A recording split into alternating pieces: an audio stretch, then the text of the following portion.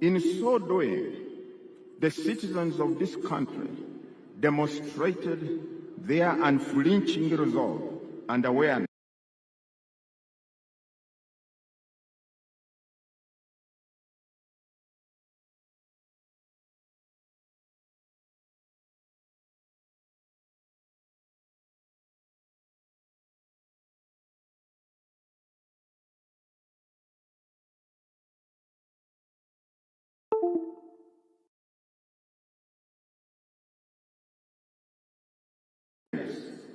that the destiny of this country lies solely of peace and stability.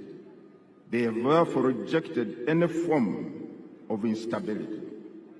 It is for the same reasons that the people of Uganda maintained an environment of peace and tranquility, respecting one another as they calmly went about the business of casting their votes for the candidate of one's choice.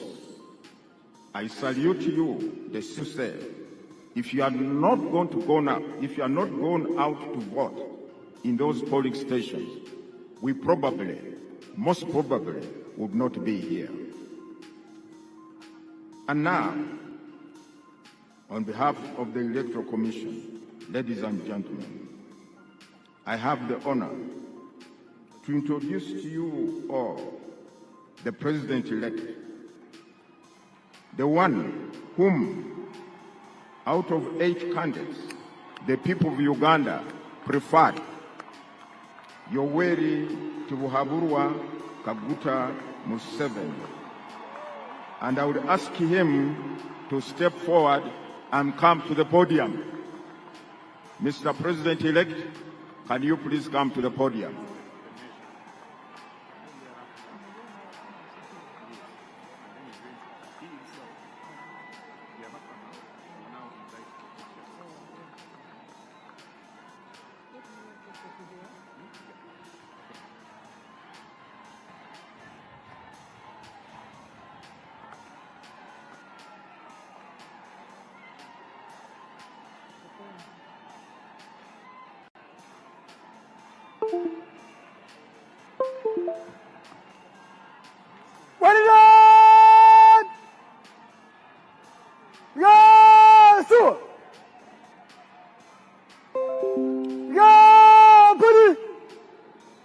My Lord, the Chief Justice,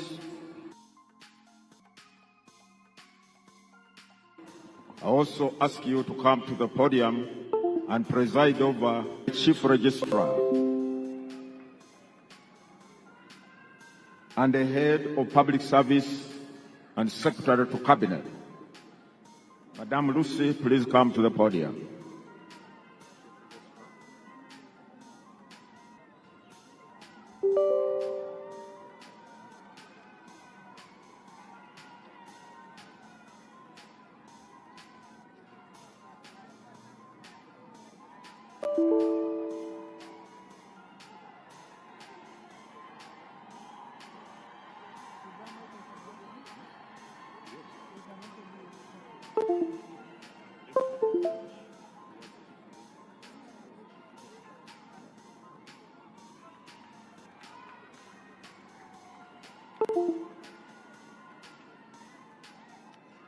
Your Lordship, the Chief Justice of Uganda, I hereby present to you Yoweri Kaguta Museveni,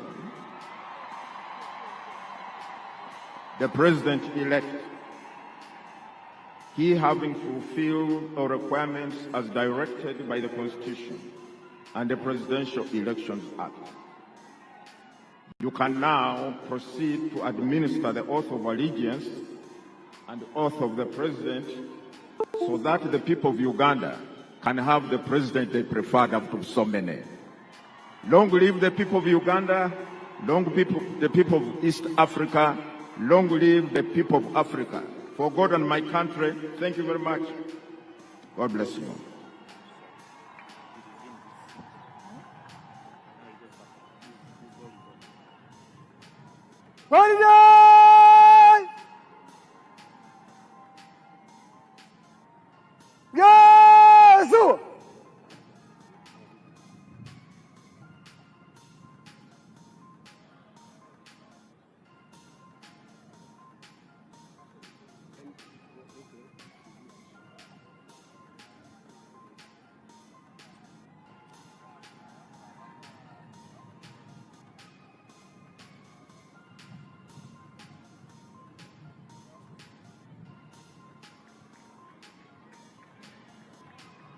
I,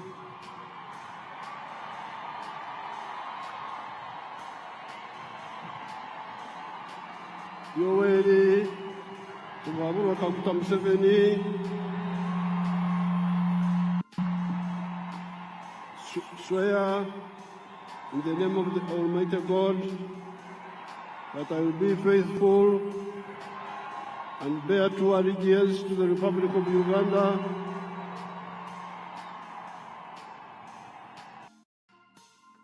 and that I will preserve, protect, and defend the Constitution. So help me God.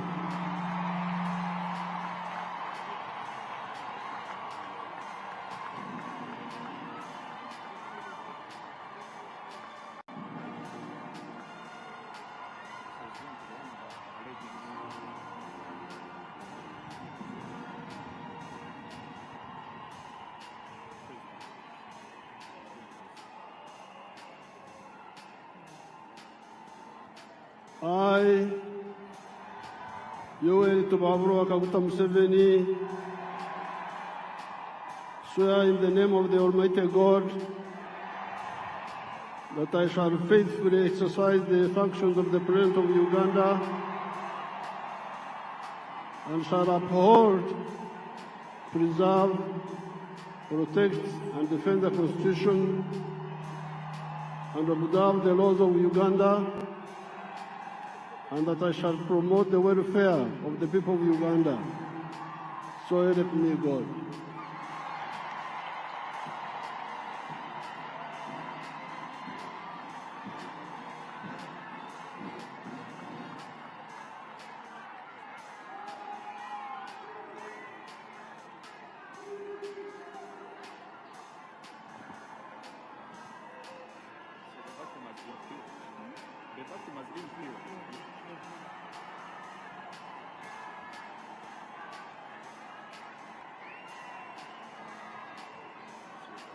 His Excellency the President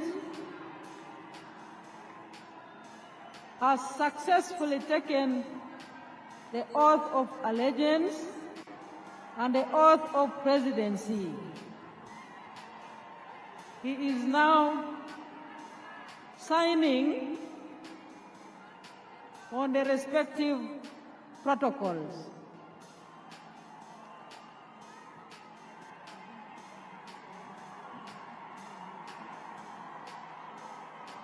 Excellencies, invited guests, ladies and gentlemen, we now have a new president.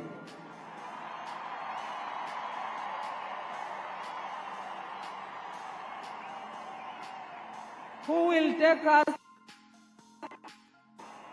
the presidential term 2026-2031. Thank you, NRM cadres. Thank you, NRM leaders. Thank you, NRM mobilizers.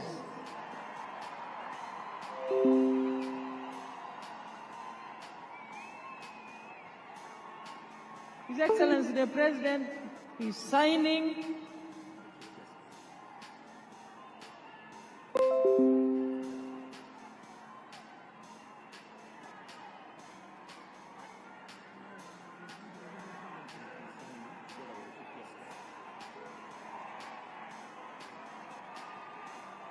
and the Chief Justice is leading him through that procedure.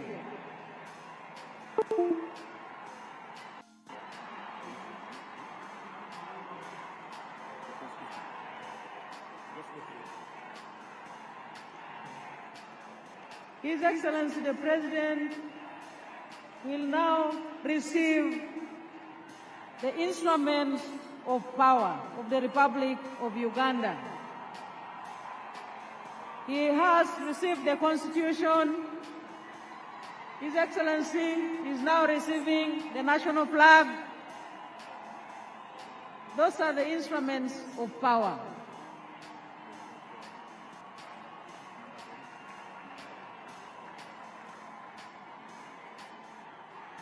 Next, His Excellency the President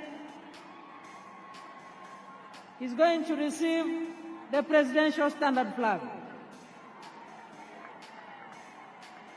His Excellency the President has received the presidential standard flag. Instruments of power. He has received the national anthem, the Uganda national anthem. And His Excellency the President is now receiving the National Coat of Arms. The National Coat of Arms.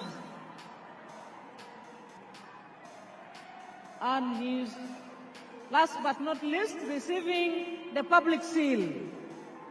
His Excellency the President has received the public seal.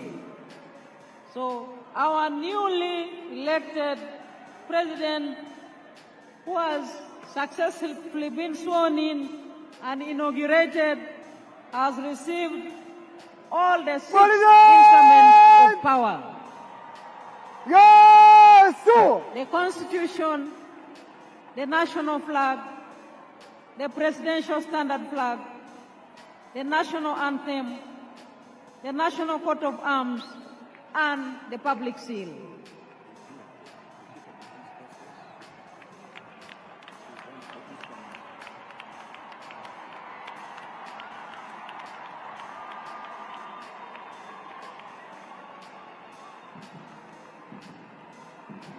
He has also received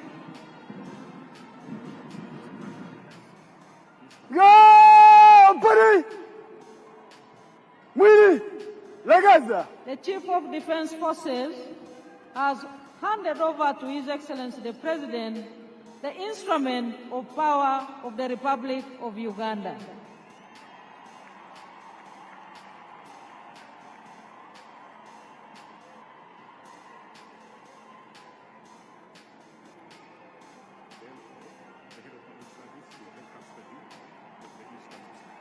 The head of public service is the custodian of the instruments of power, and they have indeed been handed over to her.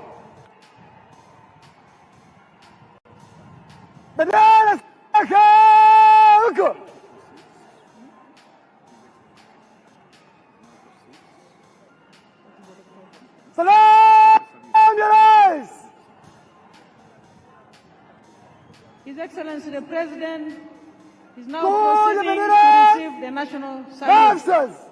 Parade Commander.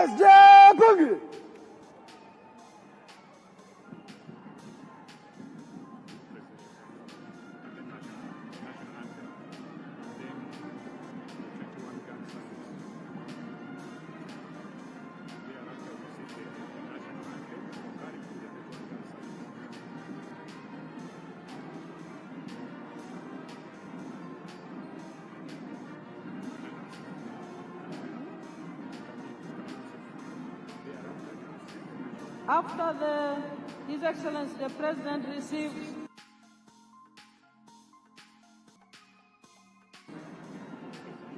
the presidential salute, we shall have the national anthem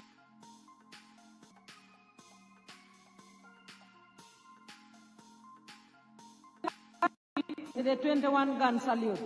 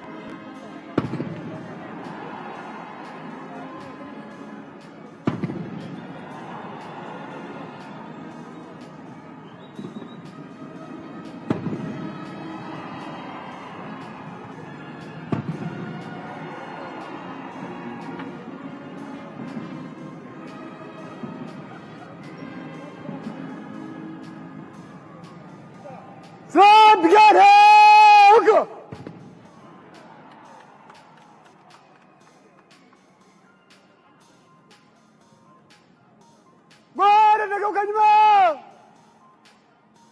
Nyuma, geuka. Mistari nyuma. Mwana nakaa. Musaka. Bara, tumio.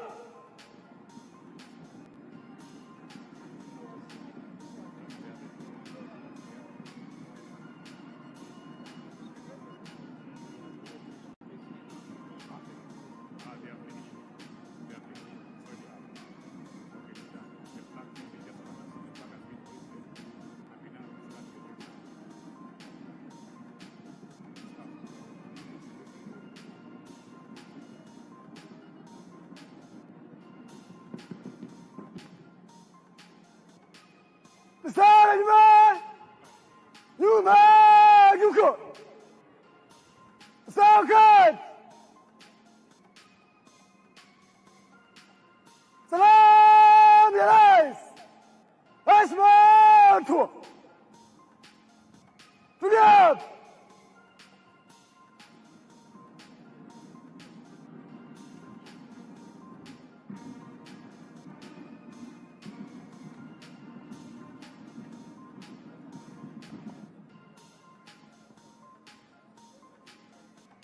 Mheshimiwa Rais wa Jamhuri wa Uganda na Amiri Jeshi Mkuu, gwaride rasmi la kuapisha iliyoandaliwa na Jeshi la Ulinzi ya Wananchi wa Uganda iko tayari kwa ukaguzi wako, Mheshimiwa Rais.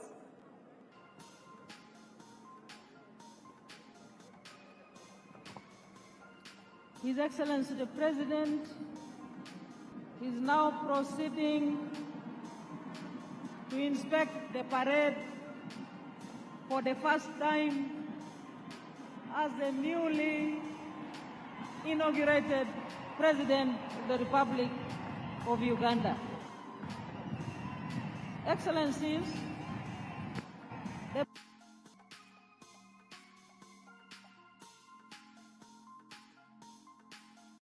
presidential standard flag marking the beginning of the presidential term 2026-2031.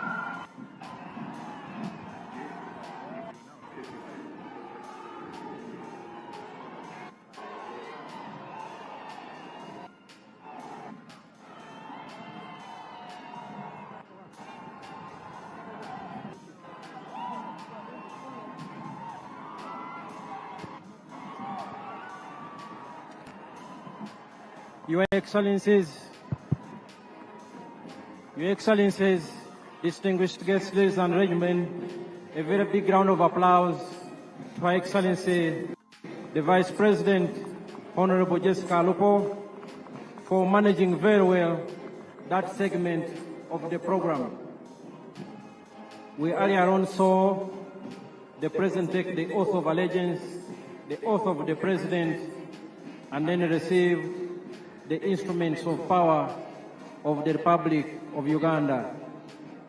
He also received the instruments of national defense from the Chief of Defense Forces and Senior Presidential Advisor, Special Operations General Muhoozi Kainerugaba, and those included the shield and the scimitar or the General's sword, and they were well received, and we now have the President fully in charge as willed by the majority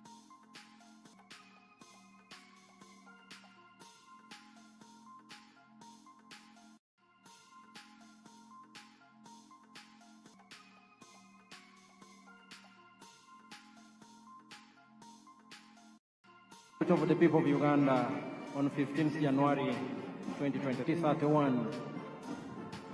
His Excellency the President and Commander-in-Chief is accompanied by the Chief of Defense Forces and Senior Presidential Advisor of Special Operations, General Muhoozi Kainerugaba, and the Parade Commander, Brigadier General John Bosco Asinguza.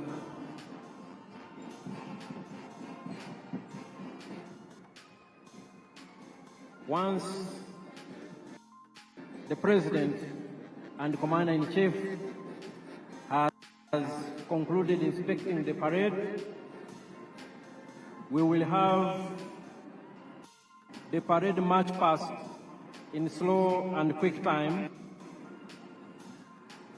and also an arms display of selected UPDF arms.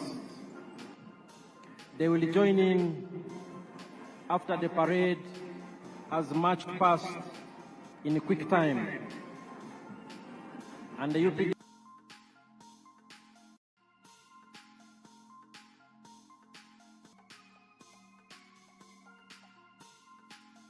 UPDF arms expected to join the parade are the UPDF Paratition, the Motorized Infantry Division, some of our aircraft systems, and finally, by some platforms of the Uganda People's Defense Air Force.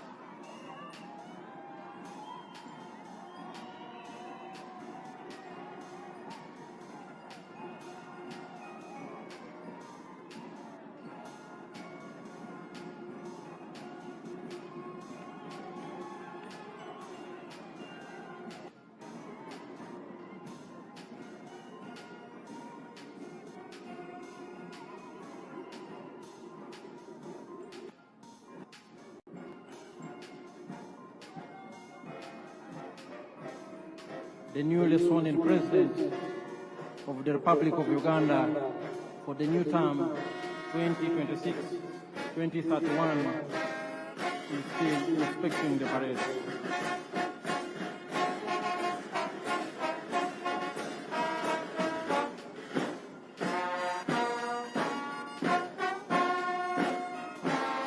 The UPDF arms that will join the parade later on are the paratroopers, the artillery division, the motorized infantry division, and aircraft systems, and the Uganda People's Defense Forces.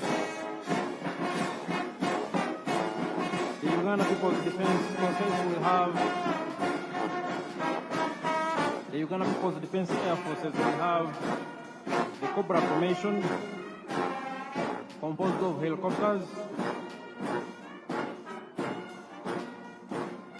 the Sparrow formation, the Eagle formation,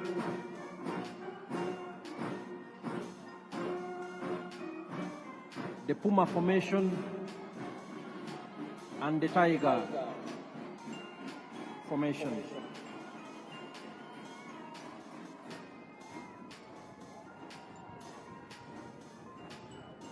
His Excellency the President and Commander-in-Chief, accompanied by the Chief of Defense Forces and Senior Presidential Advisor for Special Operations, is just about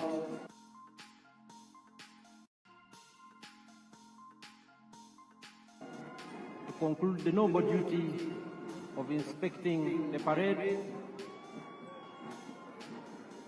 as Commander-in-Chief for the first time in the new administration that will run from this day, May 12, 2026, to May 12, 2031.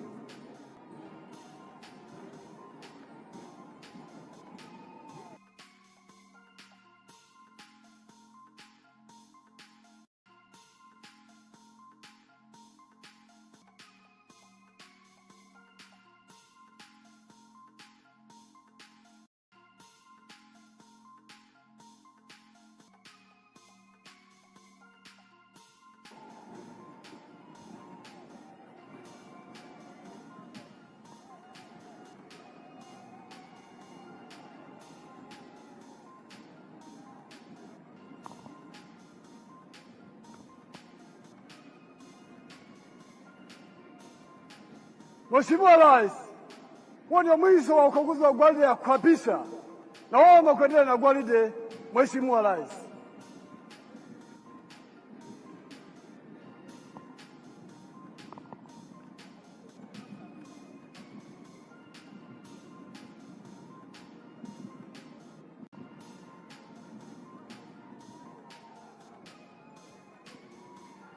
Your Excellencies, distinguished guests, ladies and gentlemen, His Excellency the President-elect, now sworn-in President of the Republic of Uganda and Commander-in-Chief of the UPDF, has finished inspecting the parade.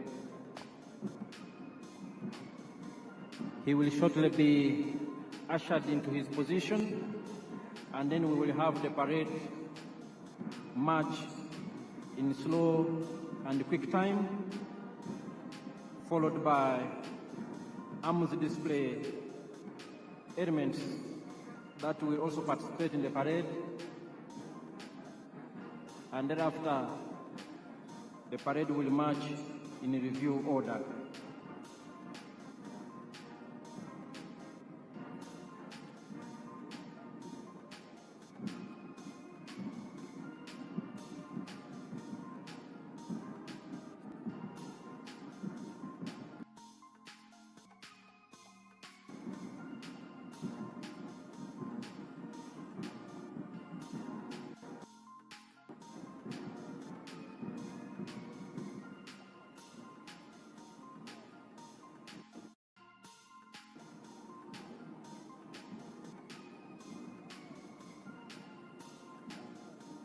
Earlier on, we witnessed the noble and constitutional duty performed by the chairperson of the Electoral Commission and the Chief Justice of the Republic of Uganda. We also thank very well.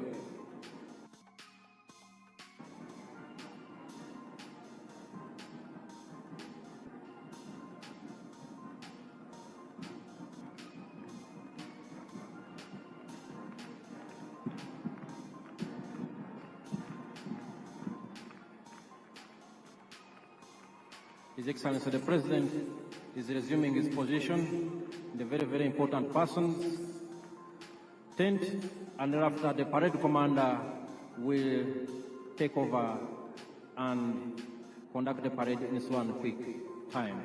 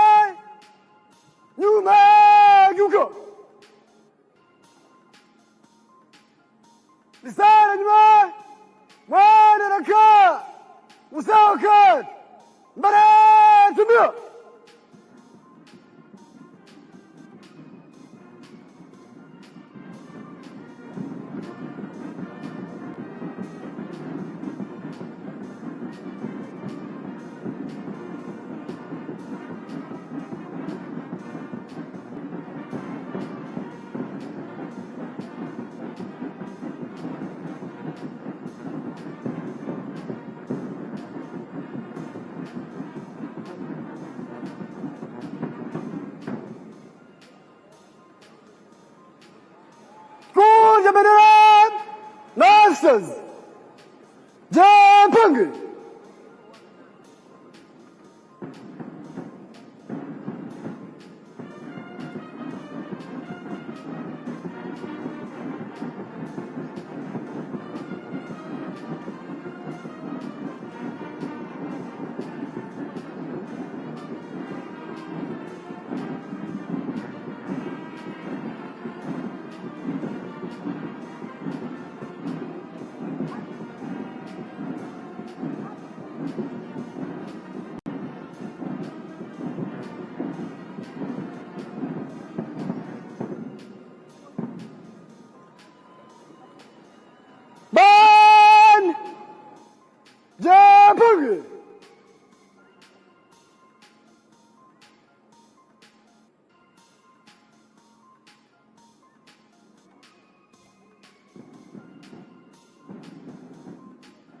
The parade commander Commander, Brigadier General John Bosco Singuza, has invited the brass band composed of the UPDF, the Uganda Police, and the Uganda Prison Service to assume their position as the parade prepares for the march past in slow and quick time.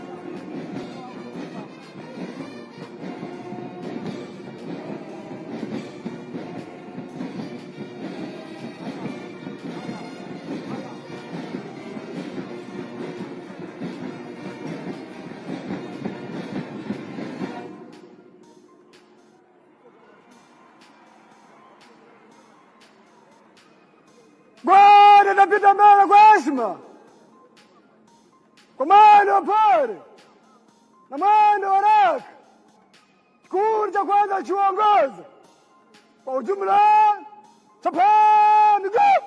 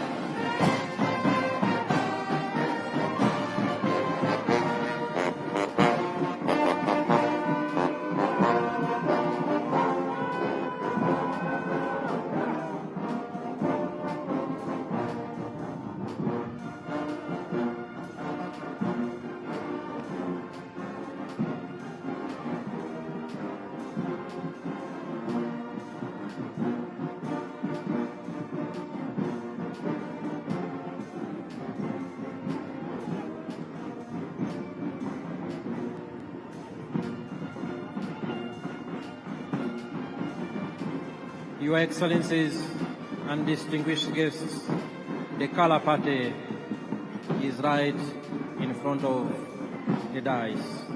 And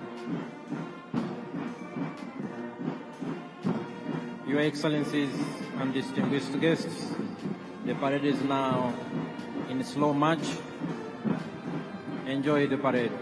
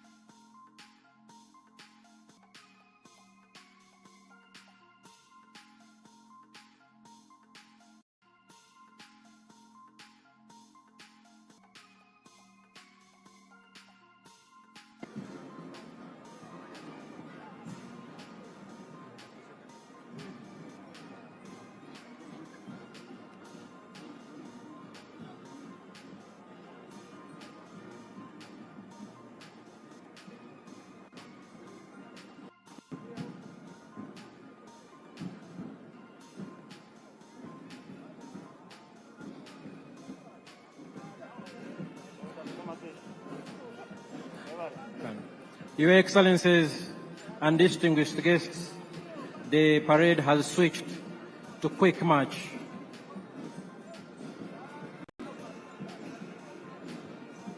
And at the end of the quick march, we will have UPDF arms that I earlier pointed out joining the parade. The paratroopers under the Special Forces Command, the Artillery Division, the Motorized Infantry Division, some of our anti-aircraft systems, and air platforms of the Uganda People's Defense Air Force. A very colorful parade on a very auspicious occasion, and the weather is beautiful indeed. Just what we would have wished for.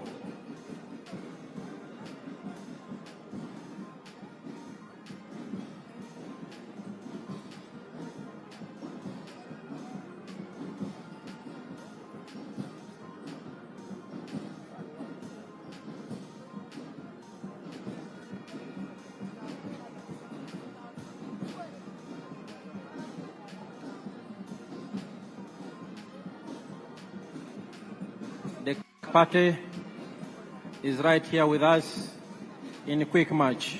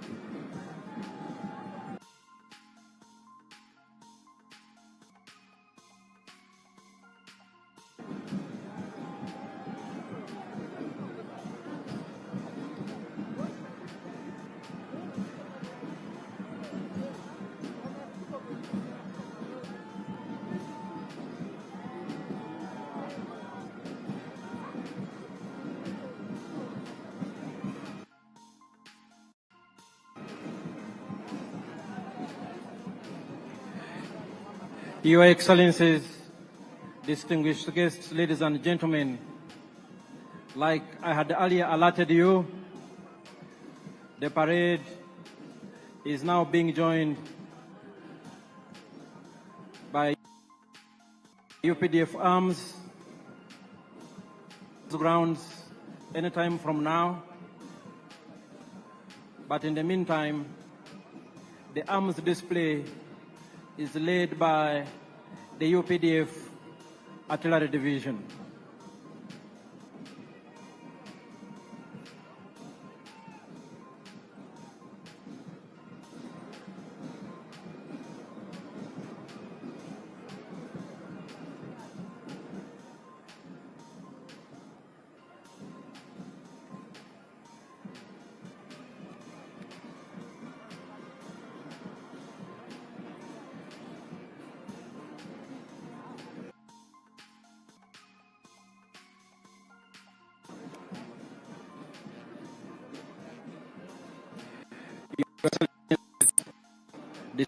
Guests,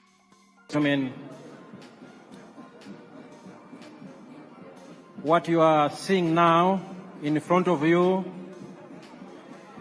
is some of the UPDF arms that have joined the parade at this point,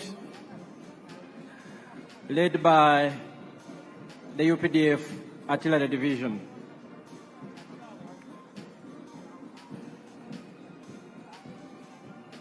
Your Excellencies and distinguished guests, the story of the UPDF has been told for a long time,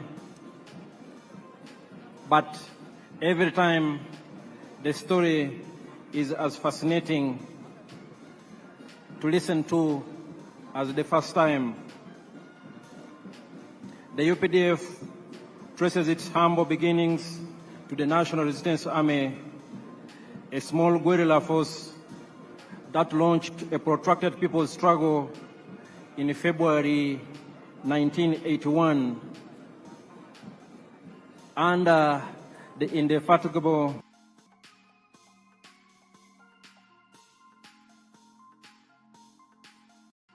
leadership and visionary leader of the resistance, General and tiny group of fighters, 42 in number, 27 armed, which attacked Kabamba February 6, 1981. In 1986, the NRA became the National Army, and upon the adoption of the 1995 Constitution, was renamed the Uganda People's Defense Forces. The NRA, now UPDF, has transformed over the years, and these are some of the very modern equipment in the possession of the Uganda People's Defense Forces that has ensured we keep the peace and security in our country and contribute to regional peace and stabilization operations. Your Excellencies and distinguished guests, in front of you are still elements of the UPDF Artillery Division.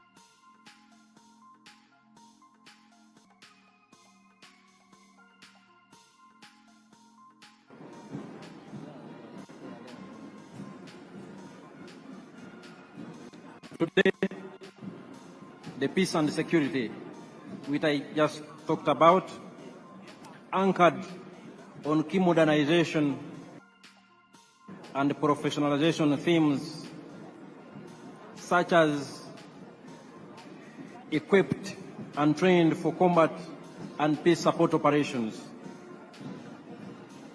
And indeed, what you see here are some of those arms that define the UPDF as a modern, experienced combat force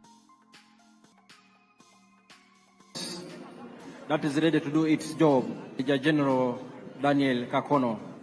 Your Excellencies and distinguished guests, ladies and gentlemen, right now in front of you are elements of the motorized infantry division of the Uganda People's Defense Forces.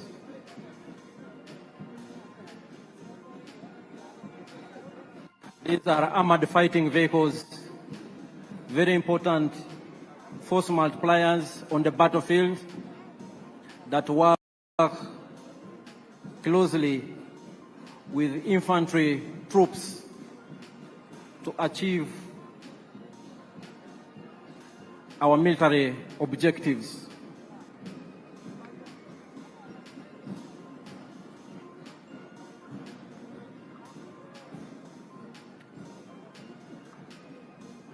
These are elements of the Motorized Infantry Division.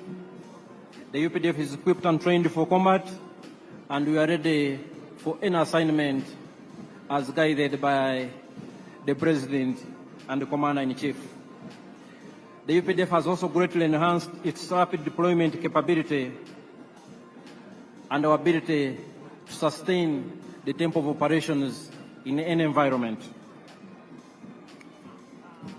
As you can see, the different arms of the UPDF imply, the UPDF's well-attained capability to conduct joint combined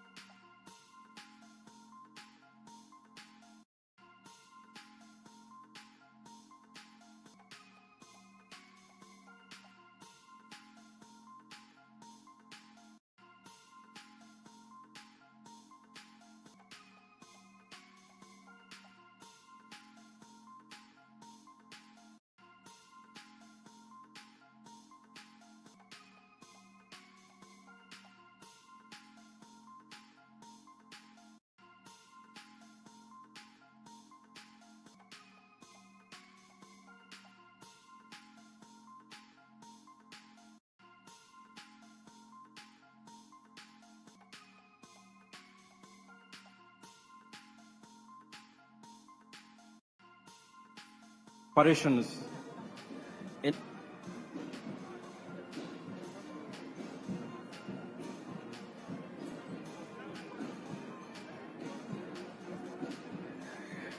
The Uganda People's Defense Forces are well trained, well equipped, and there is no task that is too difficult for the UPDF to achieve. Indeed, as a reminder, and especially as information for some of our visitors today, the NRA, now Uganda People's Defense Forces, since the 1995 Constitution, has decisively defeated close to 30 insurgent groups that sought to destabilize the hard-won peace and stability in our country. We are aware that our immediate post-independence history was nothing but volatile, a period of great instability that was characterized by military dictatorships and governments of the day that had no respect for human rights, that instituted state-inspired violence against defenseless citizens. And as the Motorized Infantry Division concluded their march past, we are now joined, Your Excellencies and distinguished guests, by some of the UPDF anti-aircraft systems that have now also joined the parade.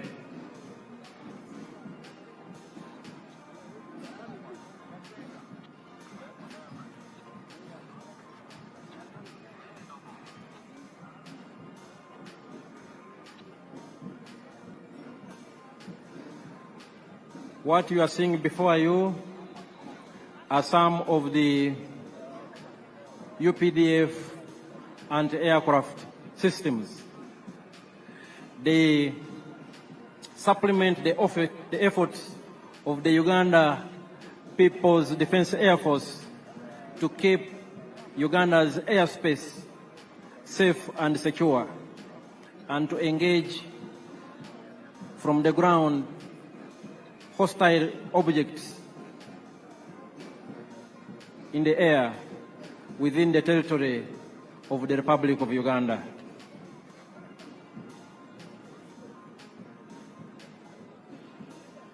Your Excellencies and distinguished guests, the functions of the Defense Forces include the preservation and defense of our sovereignty and territorial integrity of this country. And as you can see, we are well equipped to undertake that function. We also cooperate with and support the civilian authority in national emergencies and other disasters. And most importantly, we promote and foster strong harmony, understanding between the Defense Forces and the wananchi.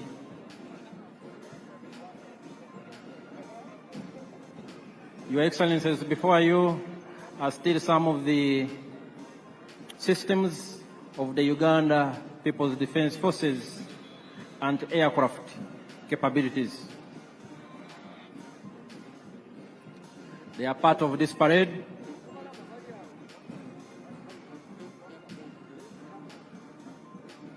Any moment now, we will also witness the dropping of paratroopers on these very grounds. The other arm of the UPDF, the Uganda People's Defense Air Force, will also join the parade any moment from now, approaching these parade grounds from the eastern direction.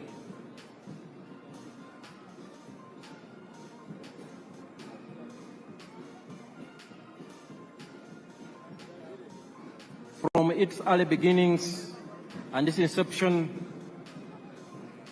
the UPDF has been built on a strong foundation of discipline, ethics, and accountability. We respect the rule of law, we respect human rights, and we adhere to our military code of conduct. And those who fail to keep pace with the laws of Uganda and those of the military, we have our justice systems that ensure we remain a disciplined and accountable force. And perhaps our strongest and most important force multiplier is our strong civil-military cooperation. The UPDF is because of the strong support we get from the wananchi, but also quite significant has been the consistent and visionary support and guidance of His Excellency the President and the Commander-in-Chief, General Yoweri Kaguta Museveni, that has turned us into what we are.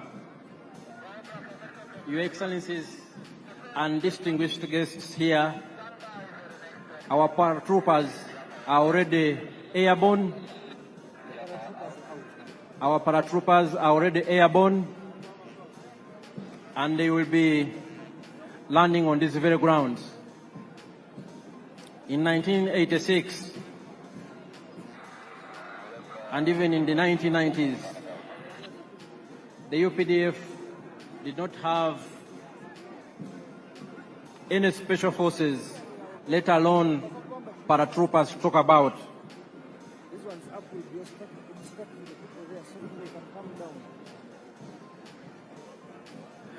And in this respect, I want to salute the Chief of Defense Forces and Senior Presidential Advisor, General Muhoozi Kainerugaba, who was for a long time the commander of the Special Forces Command and who oversaw the development and improved capability of Uganda's Special Forces and the paratroopers whom we are about to see land on these very, very special ceremonial grounds here at Kololo. Our paratroopers are already airborne.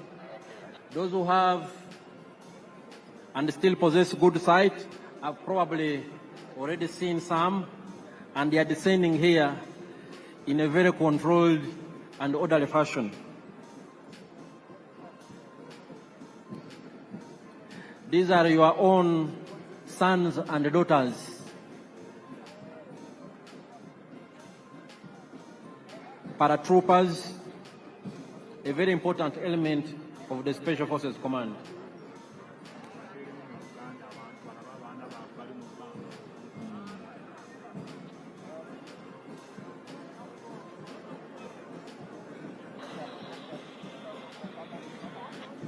Mwena batulaba Abannayuganda abali wano n'abagenyi baffe abakulu yonna gye muli,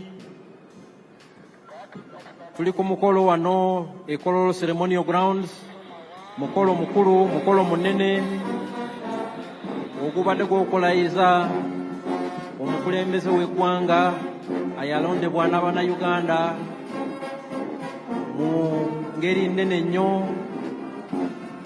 ng'ayina 71.65% ey'obululu bonna. Paredi yaffe eyeggatiddwako n'ebimu ebibinja ebikulu ebya UPDF okubadde Artillery Division edduumirwa Major General Daniel Kakono, the Motorized Infantry Division edduumirwa Major General Charles Byanyima, UPDF and Aircraft Systems ezidduumirwa Brigadier General Kasawuli, aba paratroopers, aba UPDF abadduumirwa Special Forces Command, Commander wa Special Forces gyali wano Major General David Mugisha Nyakikuru, ne Parade Commander aduumira ekibinja ekisooka kya Special Forces Group Brigadier General John Bosco Singuza, era nga ye Parade Commander olunaku olwaleero. UPDF ezimbye obukugu n'obumalirivu nti tusobola okukuuma eggwanga lyaffe bulungi. So waliwo omu paratrooper alandinze wano munamaje owa UPDF atuuse avudde mu bbanga. Buno bwe bukugu bwe tugamba obwa UPDF bwerina, era nga ebibinja bino byonna ebya UPDF bikolaganira wamu okulaba nti tukuuma eddembe mu ggwanga lyaffe ne mu operation zonna ze tubeeramu mu mirirwana gyaffe okulaba nti tulina eddembe mu nsi yaffe n'abalirwana baffe. UPDF twagala si ggwanga lyokka, naye tulina n'obuvunaanyizibwa bw'okulaba nti tukolera wamu nga Africa okukuuma eddembe n'okulaakulanya kontinenti yaffe eya Africa.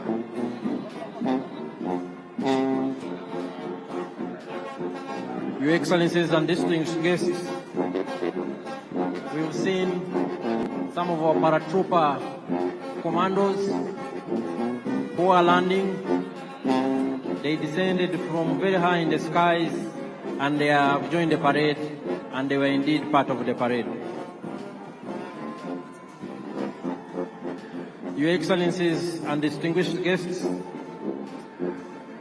some of the air platforms of the Uganda People's Defence Air Force that I talked about earlier are inbound. They are approaching these parade grounds from the eastern direction. They are approaching these grounds from the eastern direction. They are led by the Cobra formation. The Cobra formation is composed of one Mi-17 helicopter piloted by Colonel Hassan Waiswa, and he is the pilot in command.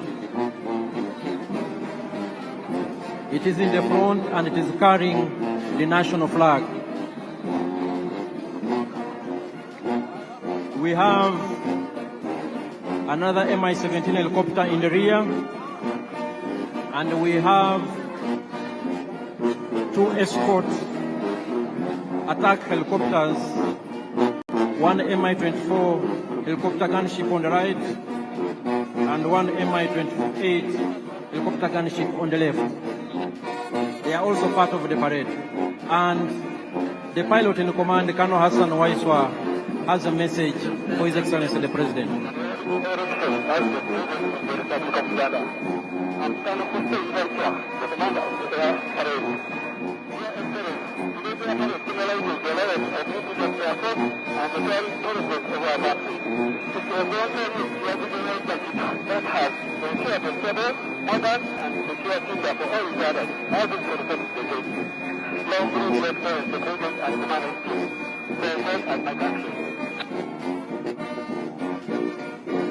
That was Colonel Hassan Waiswa. He has congratulated His Excellency the President for assuming the highest office in the land. Your Excellencies and distinguished guests, ladies and gentlemen, the different arms on display of the Uganda People's Defense Forces indicate our acquired capabilities to engage in joint combined operations. These elements work together to achieve one military objective. Here we have the helicopters in Cobra formation.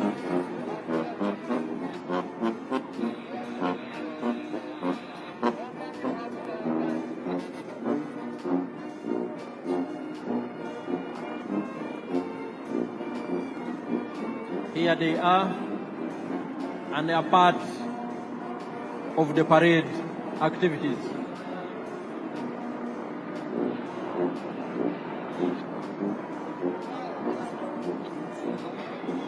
Your Excellencies and distinguished guests, the Cobra formation is followed by the Sparrow formation.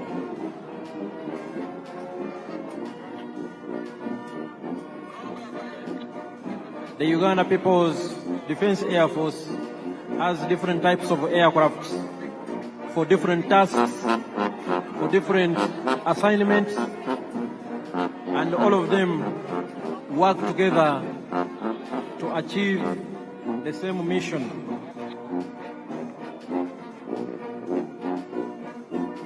We have transport aircraft, we have combat aircraft of all types, we have surveillance aircraft of all types,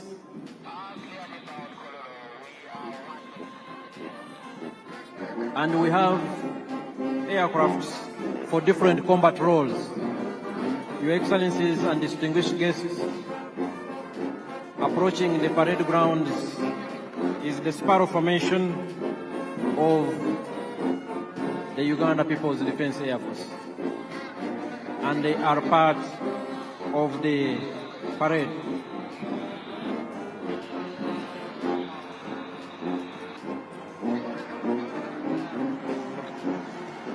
The parade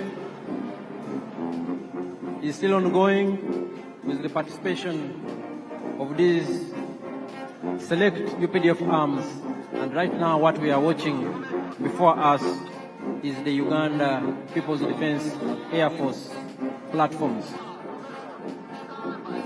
The Sparrow formation is followed by the Eagle formation. All these aircrafts, ladies and gentlemen, are piloted by Ugandan pilots well trained, they know their job, and all Ugandans, wherever you are, you should be very proud of what your sons and daughters have been able to achieve. For instance, the pilot in command is Colonel Hassan Waiswa, a senior pilot.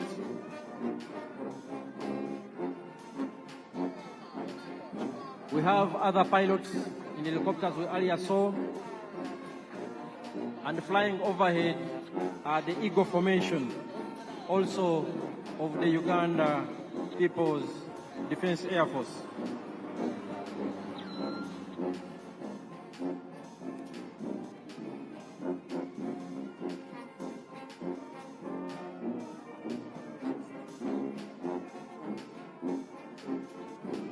Your Excellencies and distinguished guests,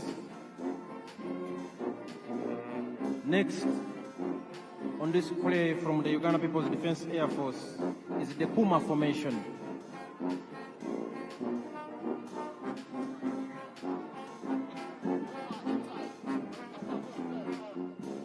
The Puma Formation is inbound here on the parade grounds. Puma 1, piloted by Captain Nathan Mwebaza,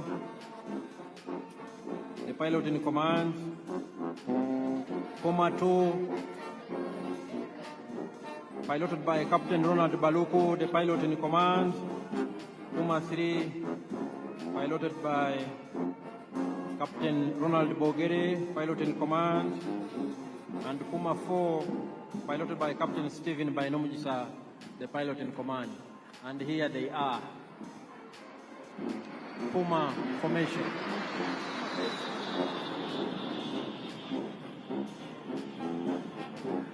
Your Excellencies, distinguished guests, ladies and gentlemen, we will have one of the Puma 4 aircraft coming back here on the parade grounds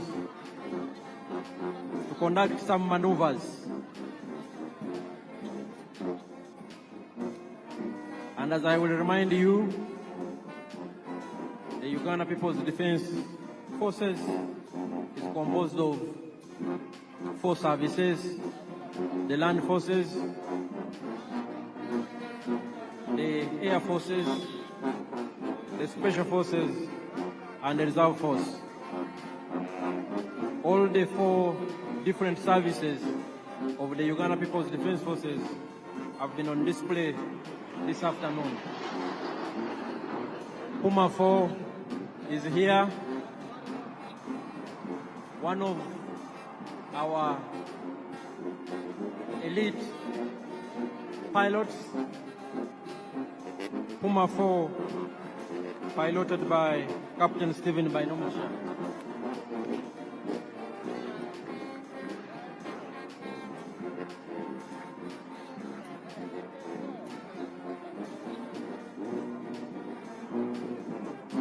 Puma 4 is coming for one more round. And Puma 4 will be followed by the Tiger Sukhoi. And it is also inbound on this very significant and special ceremonial grounds. It is here and will be joining the parade any moment from now.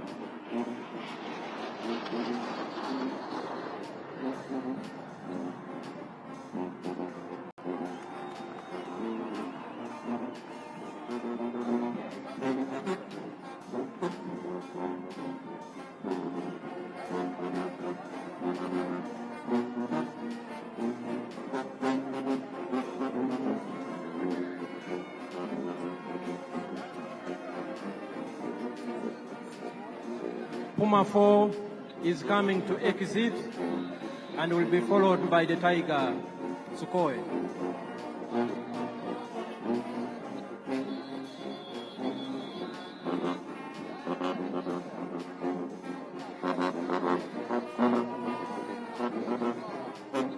Puma 4 is now exiting the parade grounds.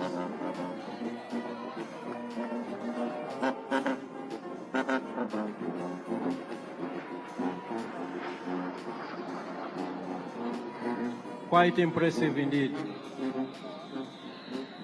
Your Excellencies, ladies and gentlemen, we will now have the last presentation from the Uganda People's Defense Air Force, the Tiger Sukhoi, and here it is on the parade grounds.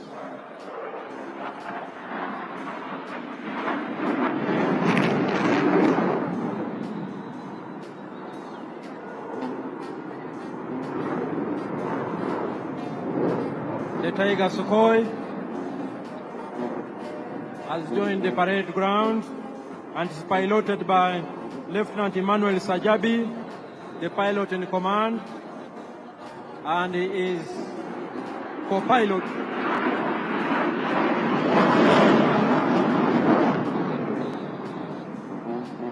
and the co-pilot is Lieutenant Sam Kwasibwe.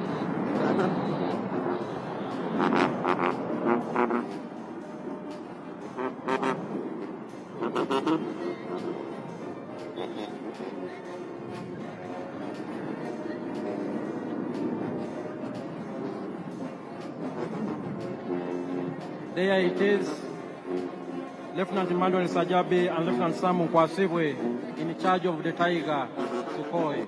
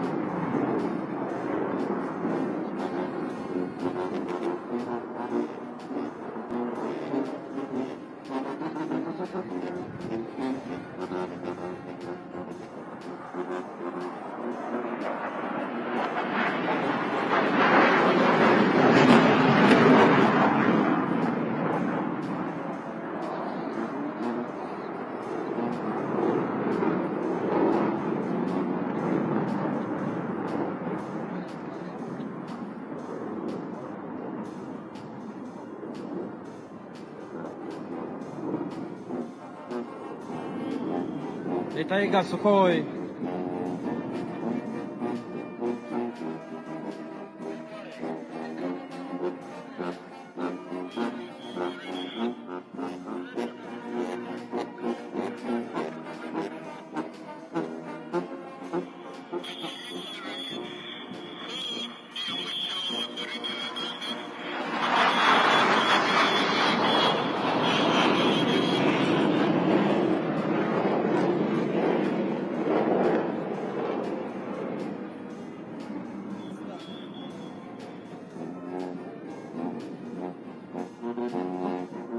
Your Excellencies, distinguished guests, ladies and gentlemen, this marks the end of the parade. We thank His Excellency, the President of the Democratic Republic of Congo, who joined us on this very special occasion and who is bidding us farewell. But the function continues. Back to the parade commander.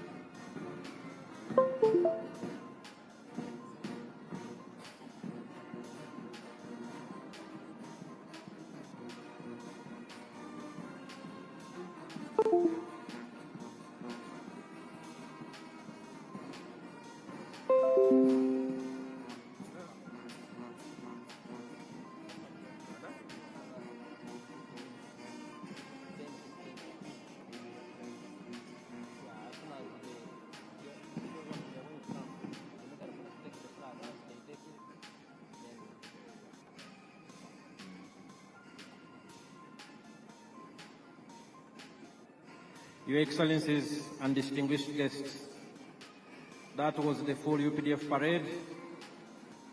That was augmented by UPDF arms on display,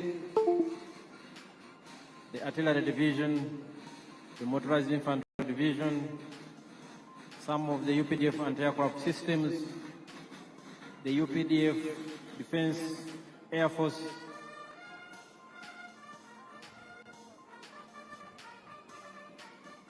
the UPDF Defense Forces Air Force, and the paratroopers under the Special Forces Command.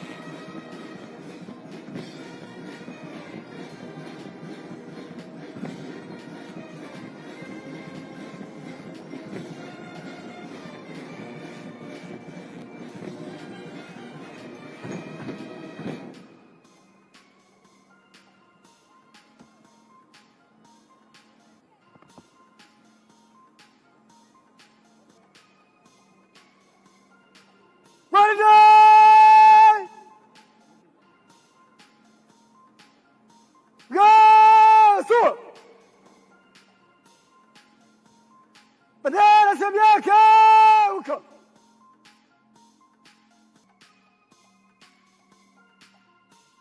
Bwana tunanyosha mistari. Usake. Mistari nyuso.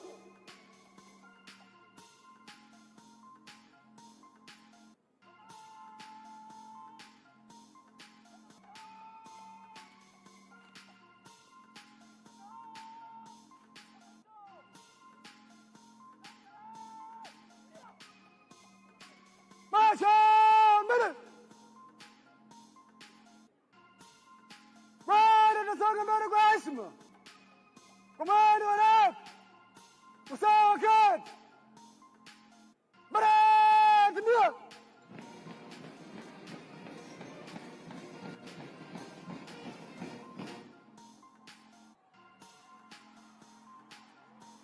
Salam ya Rais! Ashmatu!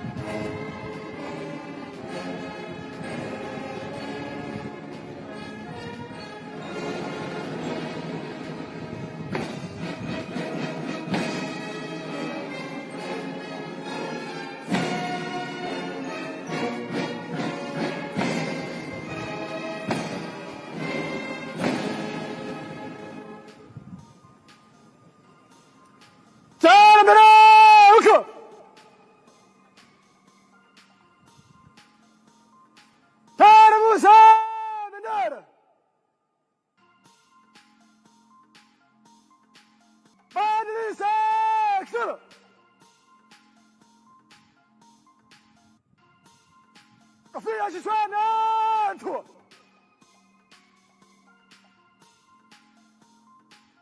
Jeshi la Ulinzi la Wananchi wa Uganda, heshima na utii kwa Rais wa Jamhuri ya Uganda na Amiri Jeshi Mkuu. Viva Rais wa Uganda! Viva wananchi wa Uganda! Viva Jeshi la Ulinzi la Wananchi wa Uganda! Kofia kichwani weka.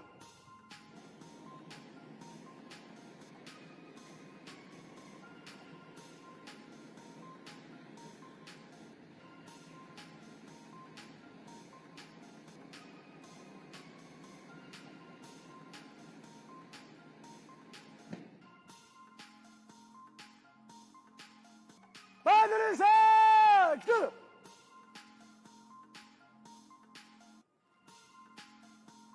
Bendera za yake weka.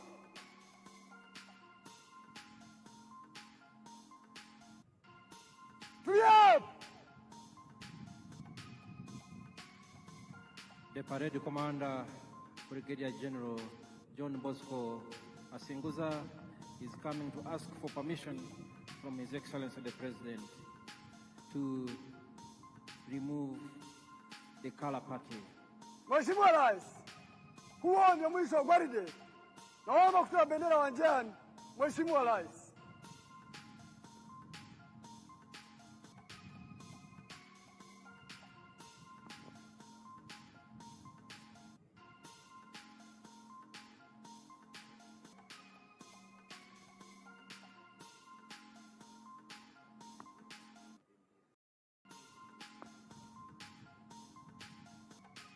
Kunja bendera! Bendera uwanjani! Gwaride! Salamu ya bendera! Heshima tu!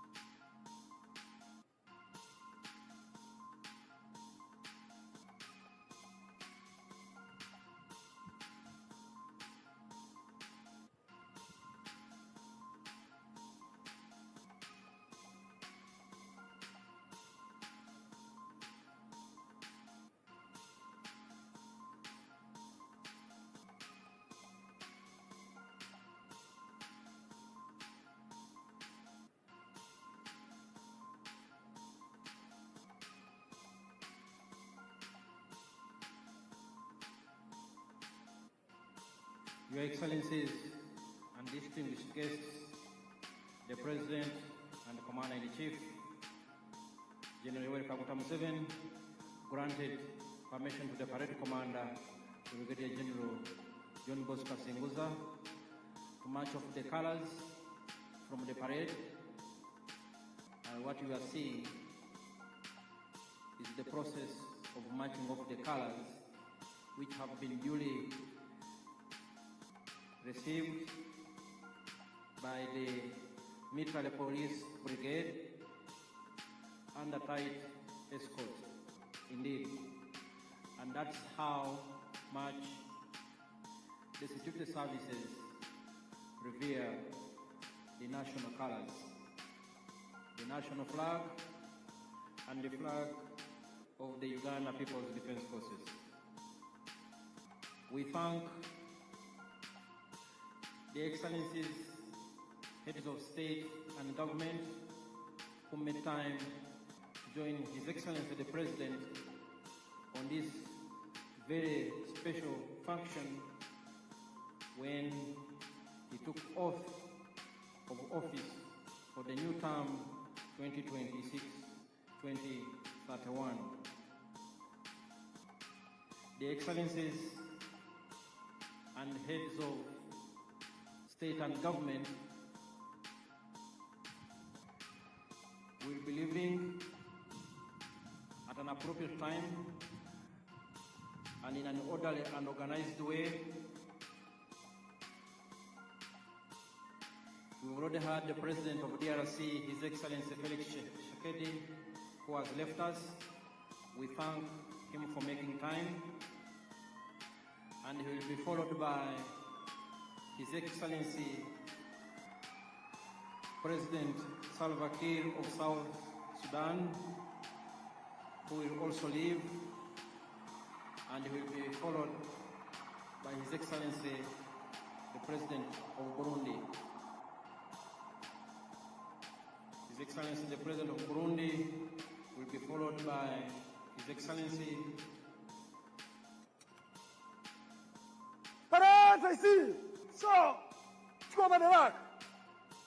the President of Togo,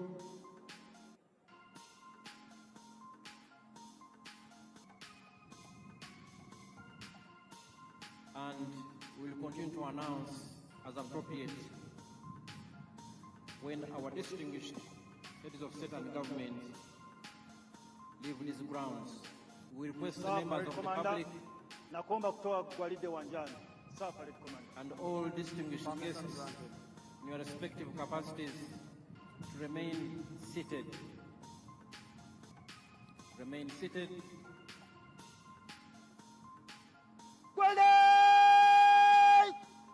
Bwana atatoka uwanjani kwa mwendo wa rafu usawa kulia kwa ujumla kulia. Congratulations, Parade Commander Brigadier General John Bosco Kasinguza, for a job well done. A big round of applause. He has now handed over the parade to the parade second in command, Colonel Stuart Agawa, who will now proceed to march off the parade from the parade square. We salute the gallant officers, men and women who have participated in today's parade, including the different arms of UPDF. After that,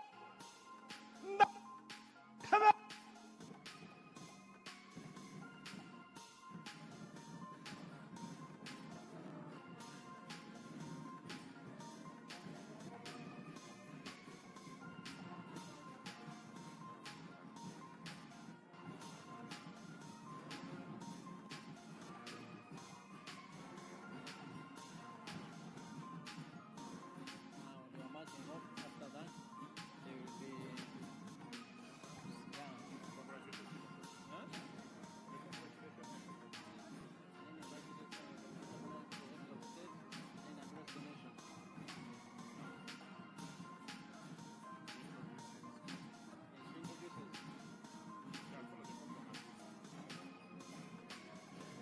Your Excellencies and distinguished guests, ladies and gentlemen, a big round of applause to the officers, men and women, who have given us a very colorful parade performance.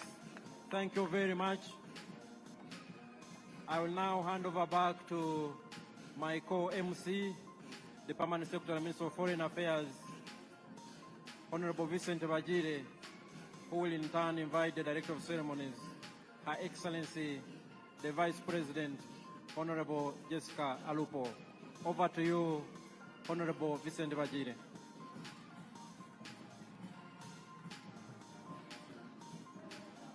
Thank you very much, Colonel Chris Magezi, indeed the commander of the parade, for that excellent job that you have done. Your Excellency and distinguished guests, the Director of Ceremonies, Her Excellency the Vice President, will now congratulate His Excellency the President upon assumption of the highest office in the land, and thereafter she shall introduce visiting heads of state and government to His Excellency the President. Your Excellency Jessica Alupo.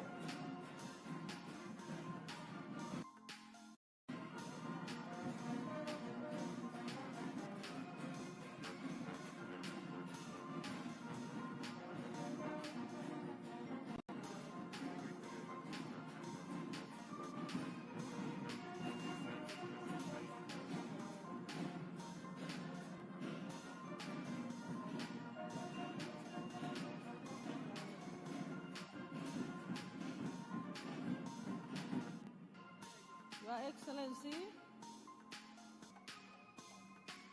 distinguished guests, the parade commander has taken us through a very spectacular parade, march past in quick and slow time. And today, he decided also to entertain us with the UPDF paratroopers, SFC, the UPDF infantry, motorized infantry division, the UPDF artillery division, the UPDF anti-aircraft systems, and the UPDF Air Force platforms. Excellencies, I believe that he deserves appreciation. Join me in thanking His Excellency, the President, and the parade commander. What the parade commander has done is a clear demonstration that the Commander-in-Chief is prepared to defend the national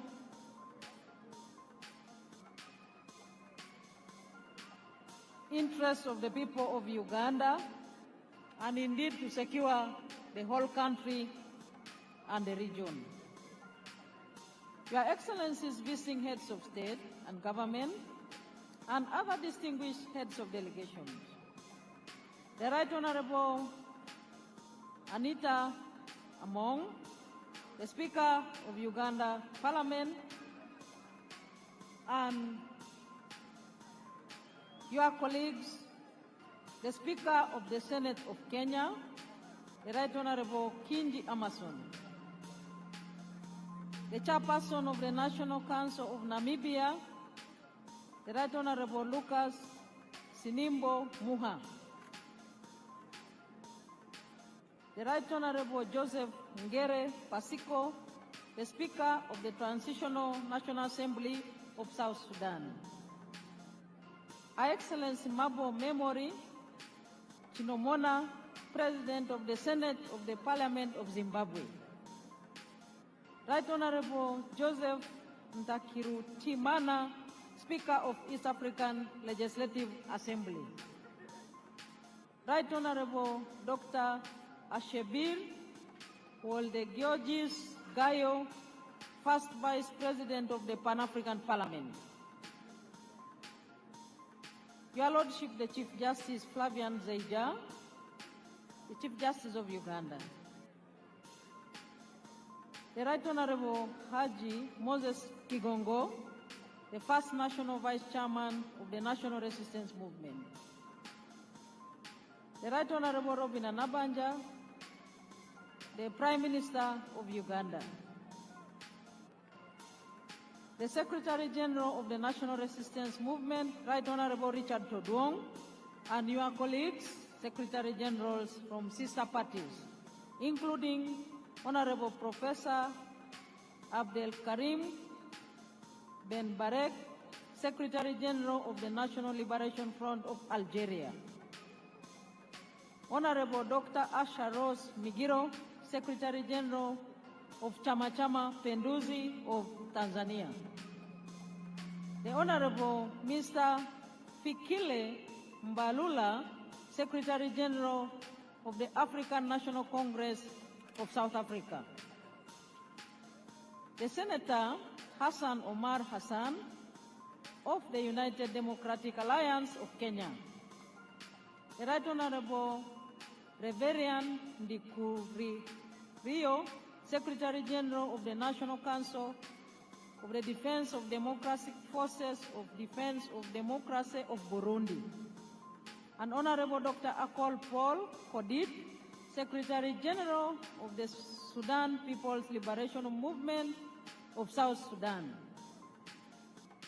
and the Zimbabwe African National Union Patriotic Front, the Right Honorable Abedlicho Mchube, Right Honorable Dr. Justin Nsengiyumva, Prime Minister of the Rwanda Patriotic Front, and the Honorable Atupele Austin Muluzi, President of the United Democratic Front of Malawi. My colleagues, ministers present, Excellencies, heads of diplomatic missions, honorable members of parliament and other political leaders present, our cultural leaders, our religious leaders, ladies and gentlemen. Your Excellency, I am now left with two brief items to present to you, and then I will proceed to welcome you to speak to us. And the first of the two brief items is to congratulate you. Your Excellency, I wish in a special way to welcome all delegations that have come from far and near to be part of this historic occasion. I take the singular honor to congratulate Your Excellency, the President of the Republic of Uganda, on your election victory and indeed on your swearing in and inauguration, which has just taken place. Your Excellency's score of 71.65% in the 2026 presidential elections is evidence of the massive support that you and the NRM enjoy in the country. Your victory in all areas across the country also symbolizes your achievements, popularity, and the comprehension by all the people of Uganda in the politics of interests. Allow me to use this very opportunity to congratulate and thank the NRM party that nominated you as their preferred candidate and supported your re-election. I would like to thank all the candidates that participated in the electoral process at the presidential level, members of parliament, and in all other local government electoral positions. A very warm congratulations and thank you to you all Ugandans that took part and exercised your right to choose leaders at all levels. In a special way, Your Excellency, I wish to thank all those who rendered support in any way that they did for you, our candidate, Yoweri Kaguta Museveni, during and after campaigns. Finally, today is an occasion to celebrate our constitutional order. The preparation for the entire election process was done in accordance with the provisions of the Constitution. For that, I would like to thank the Electoral Commission for the meticulous preparation and execution of the elections under the law. This swearing-in ceremony is therefore a testimony that constitutionalism remains our pillar in exercising our mandate. I wish in a special way to thank the armed forces, the UPDF, the Uganda Police, Uganda prisons, and the intelligence services for securing the country during the entire elections period and for the peace and stability that has set the foundation for the economic growth of our country with the speculated $500 billion GDP annually in the very near future. Once again, Your Excellency, I extend my congratulations to you and wish you good health and success in the coming term of office. Excellency, I associate with the theme of this swearing-in and inauguration ceremony, i.e. look forward to the new term of office. I thank you once again for joining us in your respective delegations on this momentous occasion.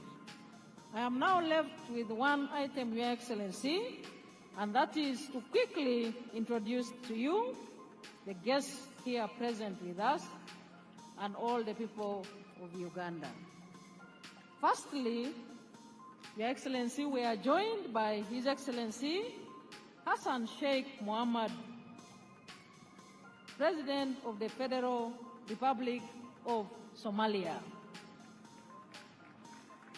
Second, we have Her Excellency Dr. Samia Suluhu Hassan, President of the United Republic of Tanzania. Your Excellency, we also have His Excellency Daniel Francisco Chapo, President of the Republic of Mozambique. We have here with us His Excellency Fure Ezozina Gazimbe, President of the Council of Ministers of the Republic of Togo. And we also have His Excellency Salva Kiir Mayardit, President of the Republic of South Sudan. Your Excellency, we do have His Excellency Brahim Gali, President of Sahrawi Arab Democratic Republic. We also have His Excellency Felix Anthony Tshisekedi, President of the Democratic Republic of Congo. He left just a few minutes ago. Your Excellency, we are joined by His Excellency Brice Clotaire Oligui Nguema, President of the Gabonese Republic. And we do have His Excellency Evariste Ndayishimiye, President of the Republic of Burundi. And we do have His Excellency Taye Atske Selassie, President of the Federal Democratic Republic of Ethiopia. Your Excellency, permit me to introduce representatives of the heads of state and government here present. His Excellency Professor Kithure Kindiki, Deputy President of the Republic of Kenya. His Excellency General Dr. C.G. Chiwenga and his dear spouse, Vice President of the Republic of Zimbabwe. We have Her Excellency Gabriela Savila Jimenez Ramirez, Vice President of the Bolivarian Republic of Venezuela. And we have the Right Honorable Dr. Titunga Elijah Ngurare,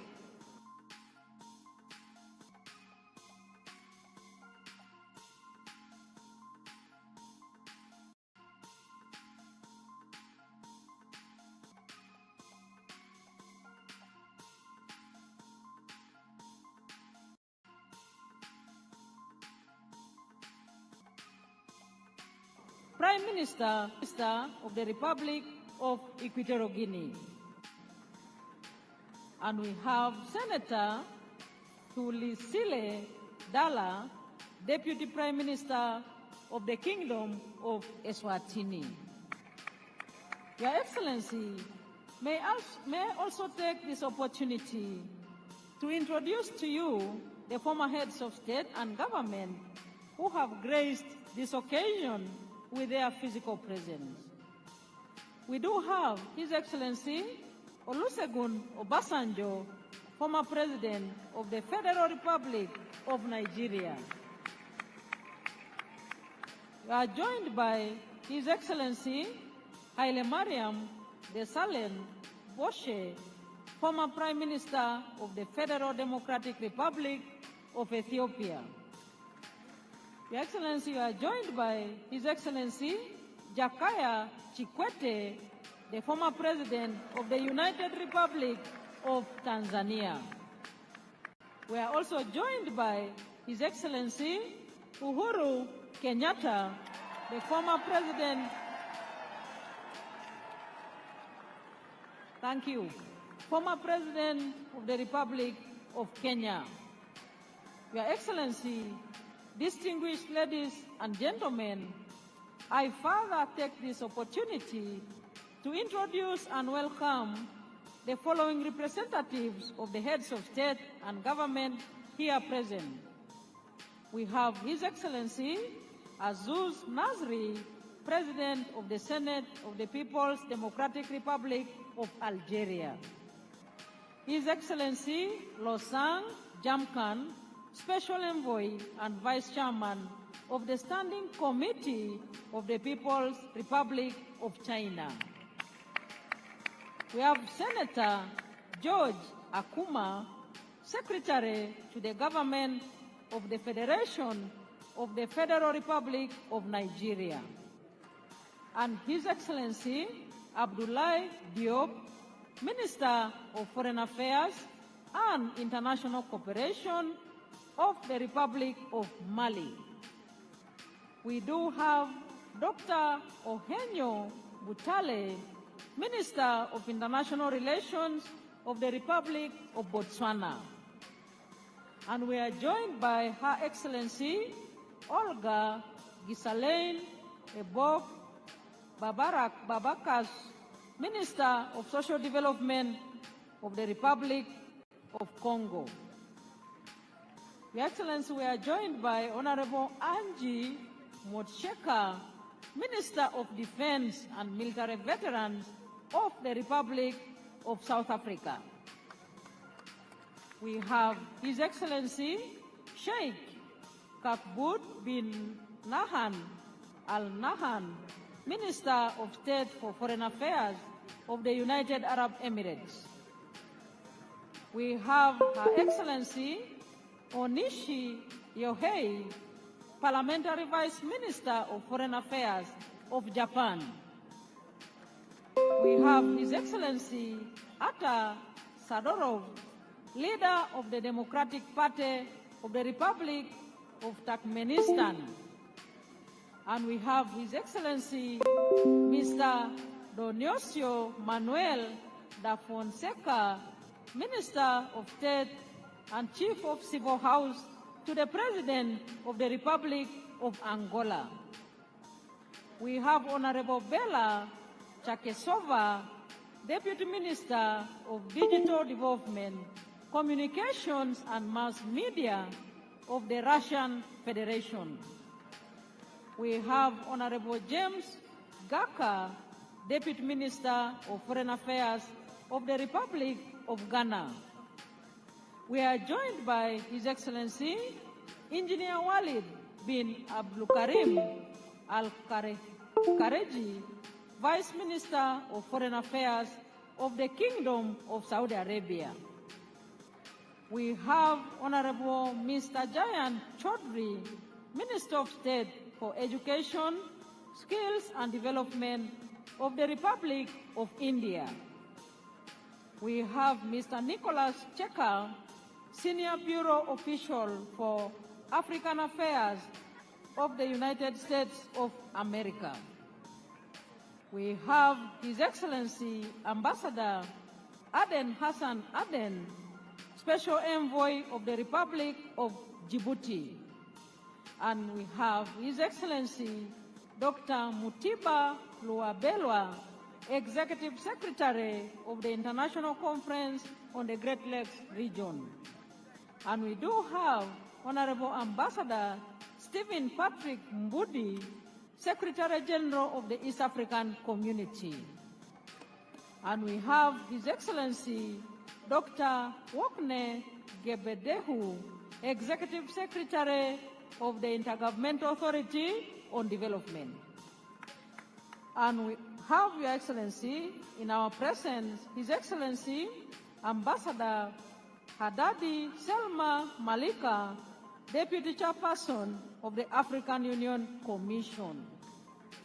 We have His Excellency Wang Gong, the Special Envoy for the Horn of Africa of the United Nations.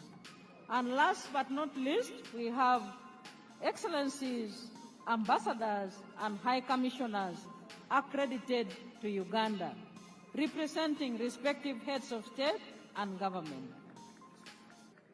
And we have, Your Excellency, all members of Cabinet present here, all members of Parliament present here, Right Honorable Deputy Speaker, Secretary General ODM Kenya, Honorable Catherine Omanyo. Your Excellency, it is now my singular honor and privilege to invite you to address us. The floor is yours, sir. Very nice speech. The names are difficult. But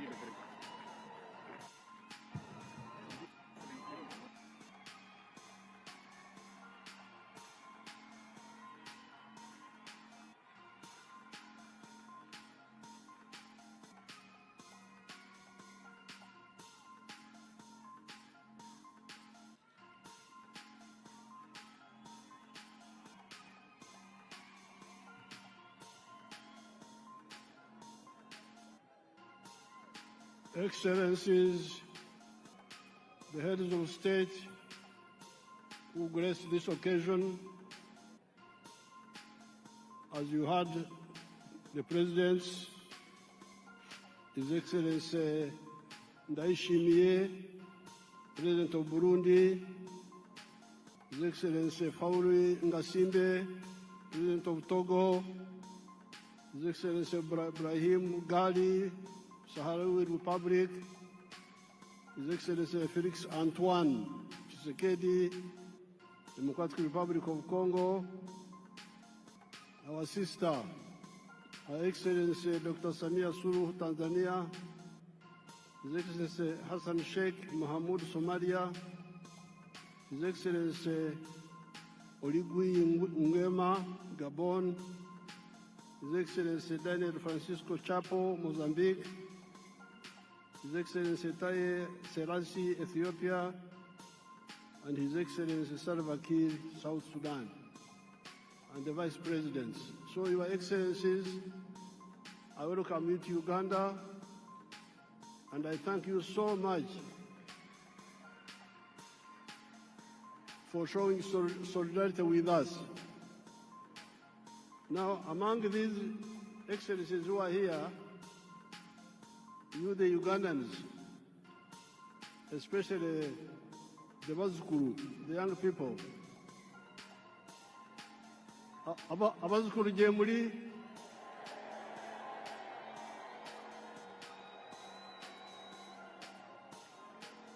gye muli naye ebisinga temufaayo kubyetegereza.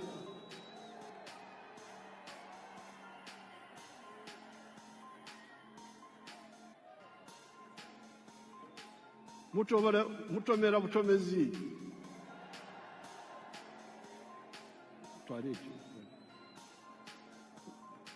Nze jjajja nkyali wano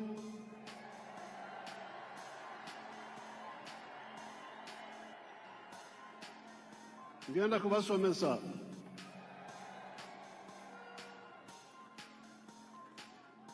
I'm telling these grandchildren, Your Excellencies, I'm telling the grandchildren that they don't know much of the history. So on this occasion, I want to thank the people of Tanzania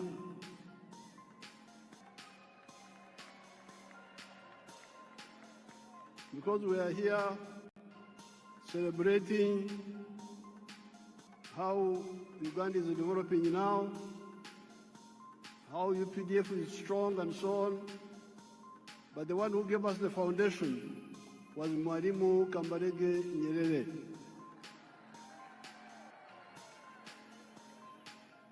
And I'm glad Excellency Samia is here, and I'm telling you in her presence, I'm telling you people. So never forget Tanzania. Then we have got a very tall man. I had not met him before.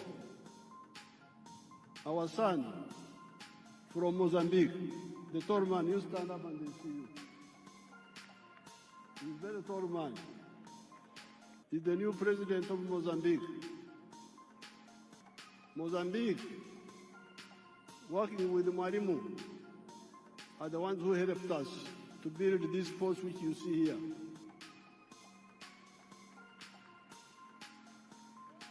The 28 people I trained in Montepuez, 1976-78, are the ones who built this army which you see here. Then there is the Vice President of Kenya. When Ugandans were running away, many of them would run to Kenya. So those countries in particular, I want you to know how they helped us.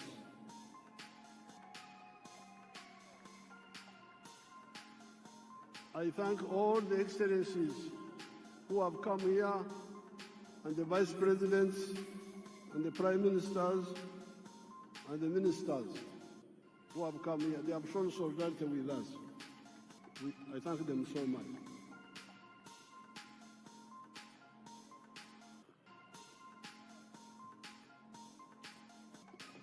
Now, Your Excellencies, the visiting heads of state,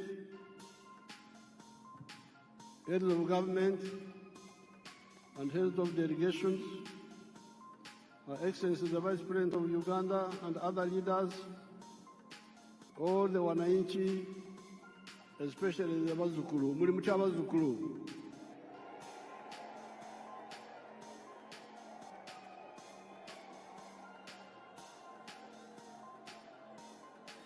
N'Abanyayuganda balala bonna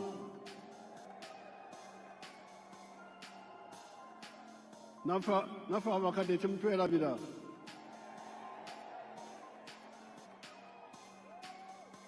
Habari nzuri wote. Mungu asifiwe. Apoyo Lubanga. Yebazibwe Katonda. Congratulations on the series of elections that we have been having ever since the 15th of January 2026. These were the presidential and parliamentary elections, district chairpersons, district councillors, sub-county chairpersons, and sub-county councillors. I especially congratulate our party, the NRM, for winning all those elections with big majorities. Abana Uganda, mwebale kuwagira NRM.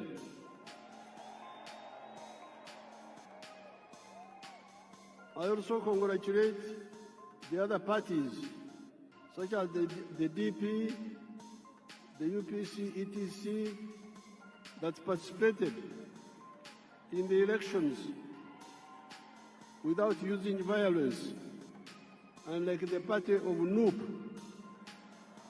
and some few elements of FDC that were using violence.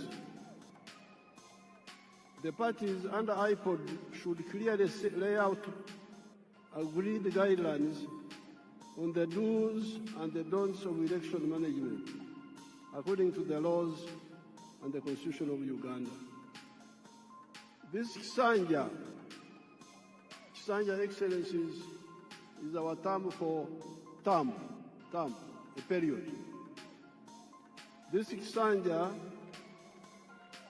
should be regarded as Kisanja of no more sleep for all Ugandans.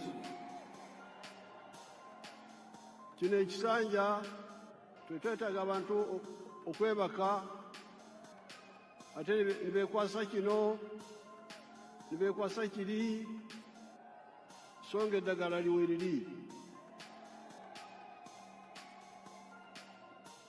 This Kisanja should be regarded as a Kisanja of no more sleep for Ugandans. With the advent of the NRM ever since 1986, the families that cared to listen to our message got out of poverty. Amaka agawulirizwa okuwabula kwaffe ne bakola baavadda mu bwavu. I'm telling these, my Ugandans, that the families who have listened to our advice and worked the way we advised them, they got out of poverty. Do you want proof? Mwetaaga obukakafu kambubalage nze nkozesa firimu sikozesa lugambo. Show us the real estate around Kampala. Show us. Mutulage.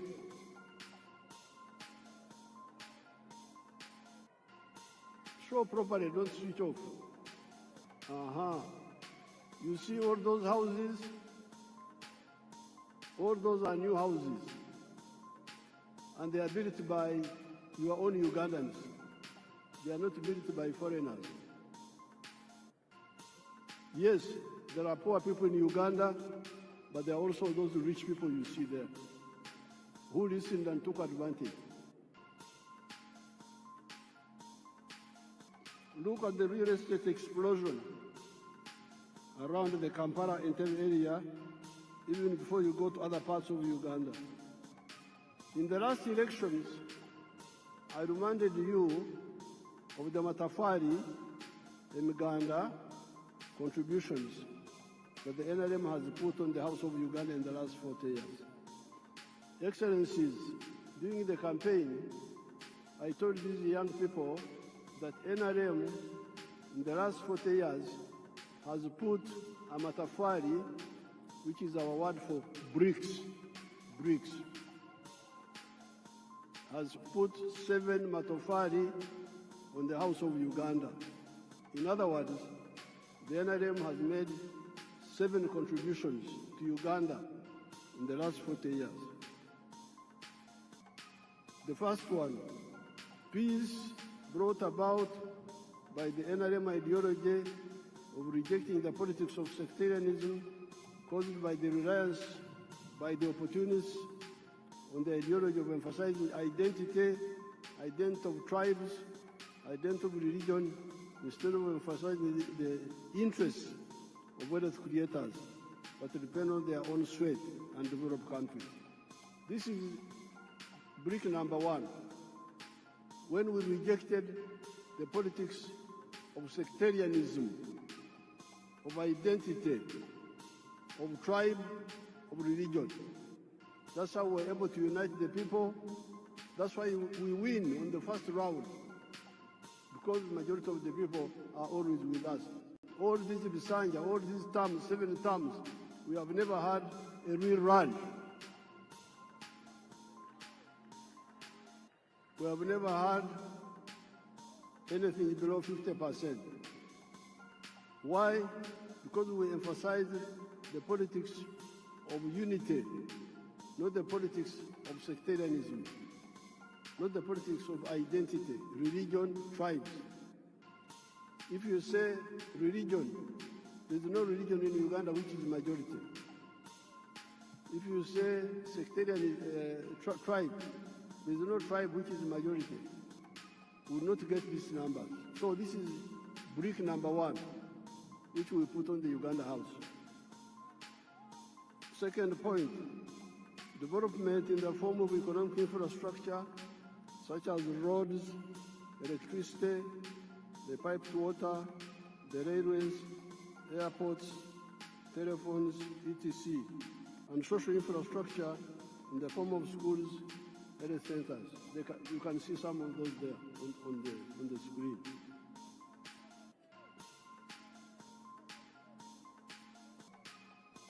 Number C, the brick number 3, wealth. You remember, I've been telling you, Enkula Kulana, in Swahili we say, maendeleo. But you can have maendeleo. In Swahili we must also have utajiri, wealth. So some people have been talking of roads, railway, electricity, but they never talk about wealth. And this is a mistake.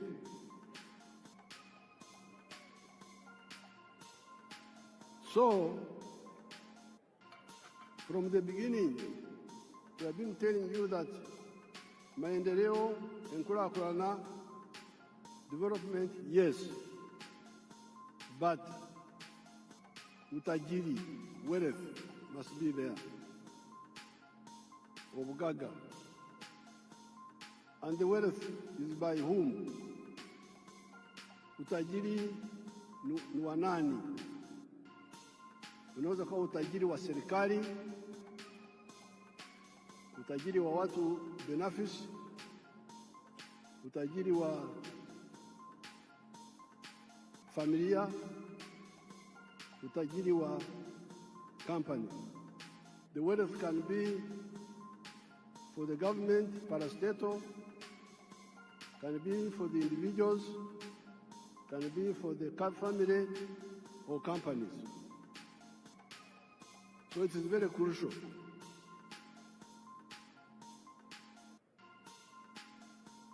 And in the case of Uganda, we have been telling you that the wealth is in the 4 sectors: commercial agriculture, manufacturing and artisanship, services and ICT.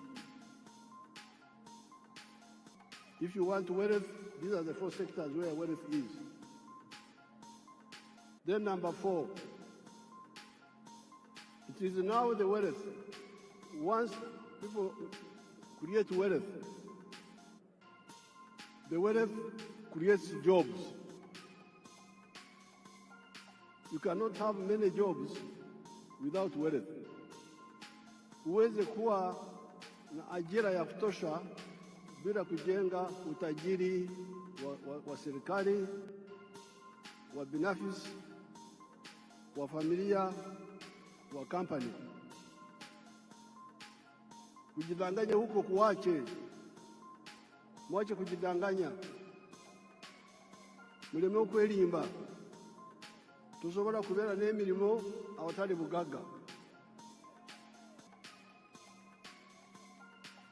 Then brick number 5 were services. Service delivery. The government must provide some services like security, like health, like justice, Those are done, education, those are done by the government, and the government has done it. Then number 6, market, soko. Tukizalisha mali, sisi wazalishaji mali, nani atanunua bidhaa zetu kwa wingi? If we create wealth and produce products, who will buy our products? So that's why the NRM, from the beginning, with our elders, Mwalimu, NYERERE, Kaunda, all of them were clear. You cannot talk of development without market. We must unite East Africa, unite Africa so that we have a market that can absorb the products that we produce. The United States is a powerful country because they have got their parents created a big market for them. If I was in the USA, I would be a billionaire by now, because the market is there. You produce something in New York, it can be sold all the way to California. But here in Africa, the market was fragmented. But thanks to our partners in East Africa, we have united the East African market. All these leaders you see here, many of them are members of East African Community, of COMESA, of the African Union, the CFTA. So the market is now there. Then in the case of East Africa, we are talking of the political federation also, which will deal with the issues of security. Now the NRM has been telling you that out of the 7 bricks, NRM has put peace is now there, infrastructure is there, the service delivery of health care and schools is there, the market of East Africa is there, the market of Africa is there, we can also access the international market. So the problem is you now to do your part. And your part is in 2 areas. Wealth creation. Be part of wealth creation. Tuzira bugaga, nzenedira bugaga. Nzinjagala bwavu. Tombule ebyo bugaga. Be part of wealth creation. And once you create wealth, you should also create jobs. Now, during the campaign, I showed you examples here. Let's see them, some of them again, a few of them. Basangwa.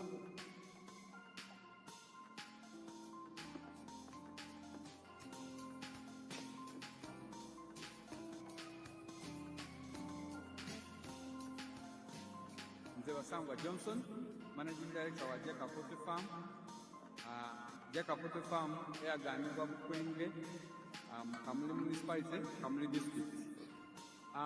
2007 twatandika obulunzi nga tutandikira mu Kamuli Council by then mu plot yali 50 feet by 100 feet. There's a foot atano 10 edaitaka. Tutandika tutya twali nga tulina ebyobufuzi wano mu Kamuli nga waliwo ensonga nga chairman wero sifayiga omugenzi Kawuka bamwidukira Katonda mu ekimula eky'emirembe nga bamutoyiremu abantu bangi abaatamu application nga bali kwenda okufuuka ba chairman ba 5. President yaida yatunungamya yakuba tubana abantu mwena mwena tulisobola kuba bakyamani ba 5 aye abantu mujje mukola emirimu egingi ng'okulunda yayogera kulunda embiddi okulunda enkoko byona byona yabyogeraku nze napikinga mu kyokulunda enkoko n'atandika efaamu mu 2007 n'enkoko 5 saawa dino wendogerera ku faamu kuno nze mabega ntambwire pulezidenti yali yankyalira mu 2010 nga ndina enkoko 5 yasanuka ino saawa dino tutambwire tulina enkoko mitwalo 30 tufulumya amagi etula 2,000 buli lunaku etula 2,000 livaamu miliyoni 2 buli lunaku omwezi liba miliyoni 6 omwaka tuba tuli mu biliyoni ze 6 n'ekitundu etuba tukolaki kuyingiza so tuwuliriza omulamwa gwa pulezidenti okuva ku kiseera ekyo kakati katukigiireku pulezidenti awaire musanyufu ino ku bintu byenkoze era nga buli kaseera nkyekingaku wendogerera kati tulina abakozi 300 betukozesa. Now you remember I was giving you the example of Basangwa. In 2007, I found them fighting for the position of district chairperson, political position. There were many of them. I advised them, why do you all fight for politics? Why don't you look at wealth creation? And I told them what to do, which we have been telling you from 1996. The 7 activities that you can do on a small scale in agriculture and you get out of poverty. Basangwa listened to my advice, and he had a small plot of 20 feet, is it 50 feet by 100, I think. He started rearing chicken for eggs. So he's now a rich man, getting more than 7 billion shillings a year now. But not only is he a rich man now, but he's now employing 300 people.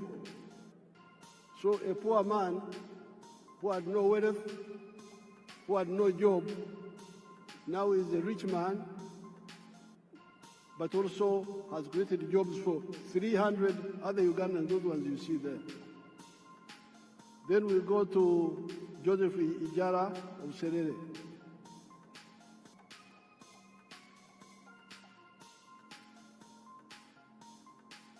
Hello, my name is Joseph Ijala. I am the proprietor of Taifa Farm, which is located in NYERERE in a place called Kakusi, where we are. And in Taifa we have dairy, poultry, and we also make laundry bar soap. But we also have the value addition aspect of the farm, where we produce yogurt and pack it, in it for the market. This project started 11 years ago after an inspiration from the President of Uganda, when he had come here and was teaching people about the 4-acre model. He was having a rally in Soroti, and that time I was working as a taxi driver. He was doing that master in Soroti.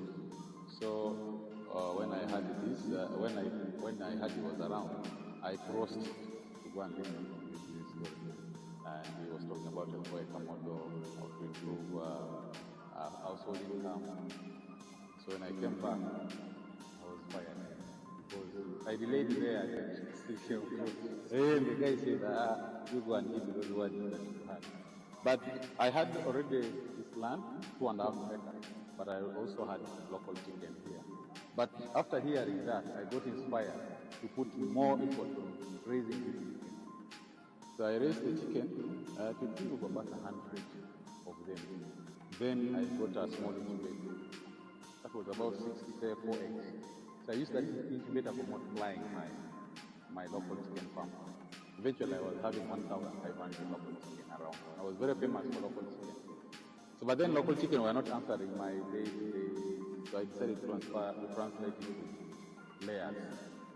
In Taifa Farm we have 10,000 layers, which give me about 310 trays per day, and each tray goes at a price of 10,500.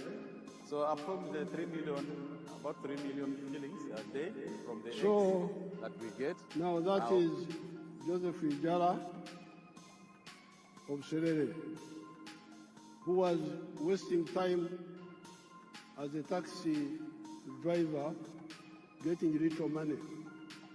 So when he had my speech, he had 2.5 acres back home. He went back and started rearing chicken for layers, for eggs, and dairy. Now he's getting a lot of money. He was saying that he's getting 3 million shillings per day from the eggs alone. But when I went back in the campaign, he's now getting more than 6 million shillings per day. That is just. Now, there is Nyakana. Let's see Nyakana now.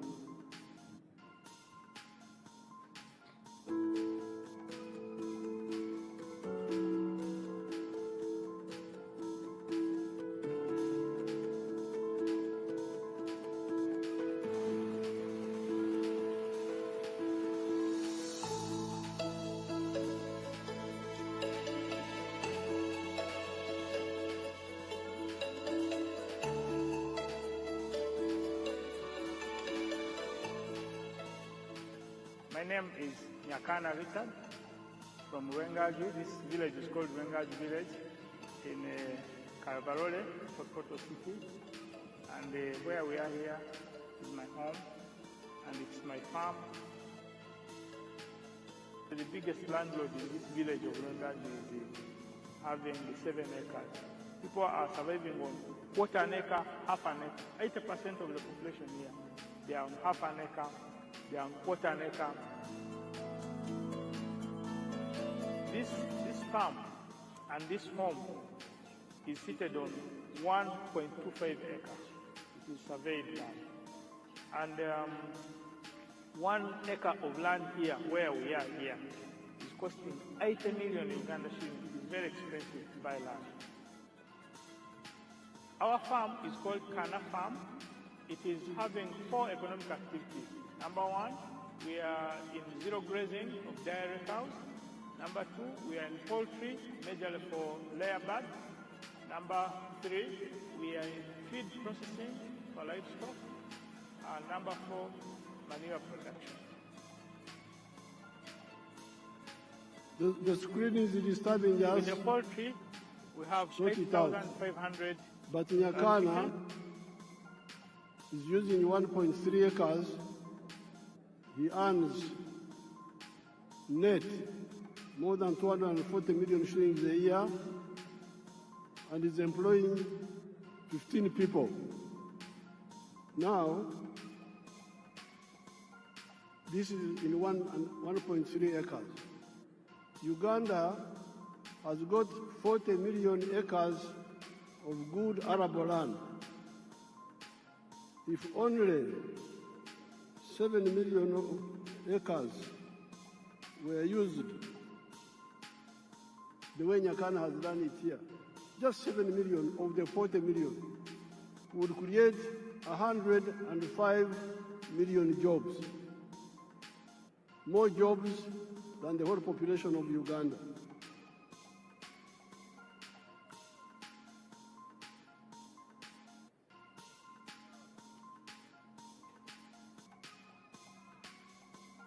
I have reminded you that Uganda has got 40 million acres of very good arable land. If only 7 million of those acres were used the Nyakana way, would create 105 million jobs in small-scale commercial agriculture alone of the 4 acres model or less, and the 7 economic activities. This is before you talk of the big-scale commercial agriculture, such as Madvani, who employs 14,000 people at Kachira, before you talk of the manufacturers that are now employing 1.5 million people. Now, you can say, you Museveni, you are always talking of small people, of 4 acres and less. The Basangwas, the Ijaras, the Nyakanas. Oh no, you are mistaken. I support the big ones also. Let's see Madvani. Show us Madvani if you are not asleep. The one of the screen. You want the big ones? There they are. The big ones are there. But we struggle with the smaller ones because they are the ones who don't know what to do. The big ones, most of the time, know what to do.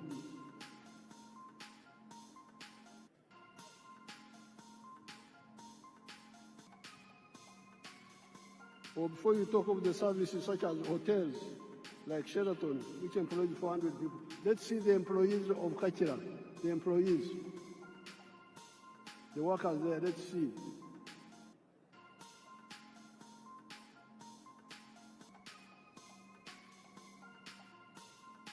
They are employing 14,000 people in Kachira. Let's look at Sheraton. Sheraton is employing how many people? Sheraton, if you have it.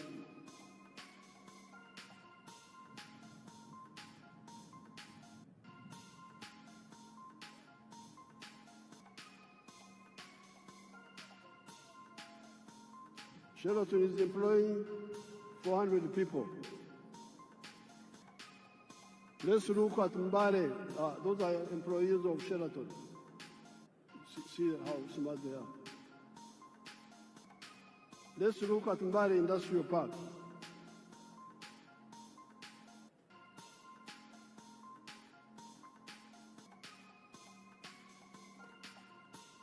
Mbare Industrial Park.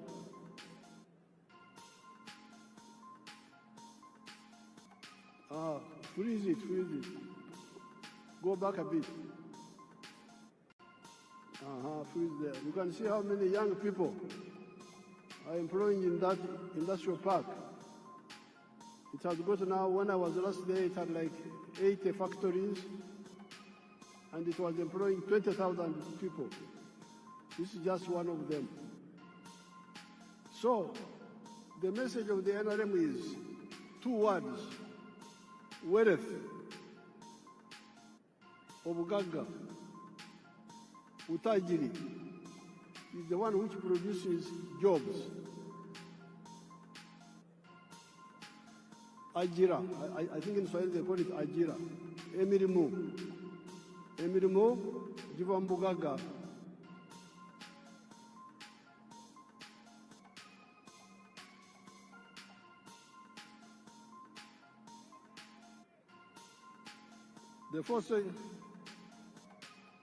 The four sectors, commercial agriculture, manufacturing, service and ICT, for now have both low and high-skilled jobs. So don't say you Museveni, you are talking about only low-skilled jobs. Yes, the Nyakana jobs, the ones of Basanga, those are low skills. But let me show you the high-skilled jobs. Chira, show them Chira Motors. Chira Motors. And the Karuma.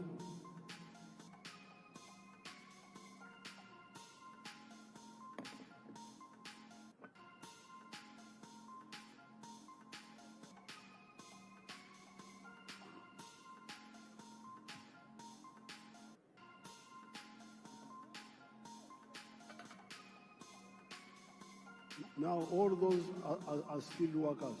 Let's see the ones of Chira.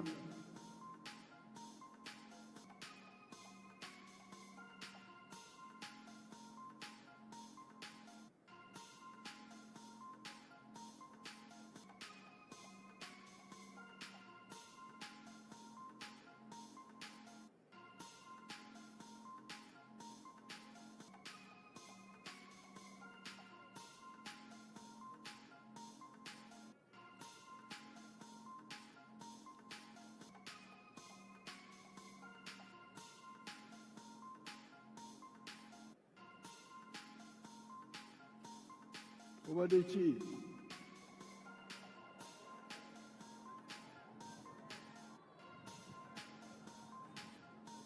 Alambaire kulambaala yeebase.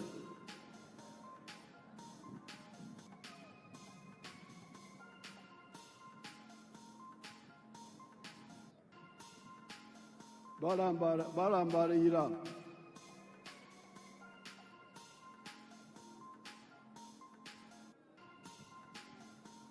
Now those are all high-skilled workers. Let's see what they are producing. Show us the buses.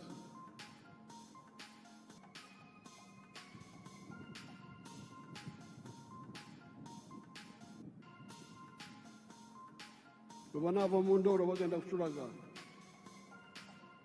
they get out of sleep, they will show us. Let's continue. So, those are the buses now, produced by your own people from zero. Totally designed and produced by. There is crying about petrol in the world. For us, we shall go electric. If the petrol disappears, we have got electric buses here. We have no problem.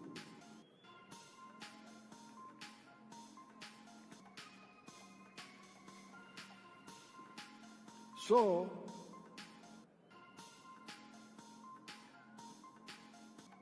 the challenge of the NRM is that there is peace, there is infrastructure,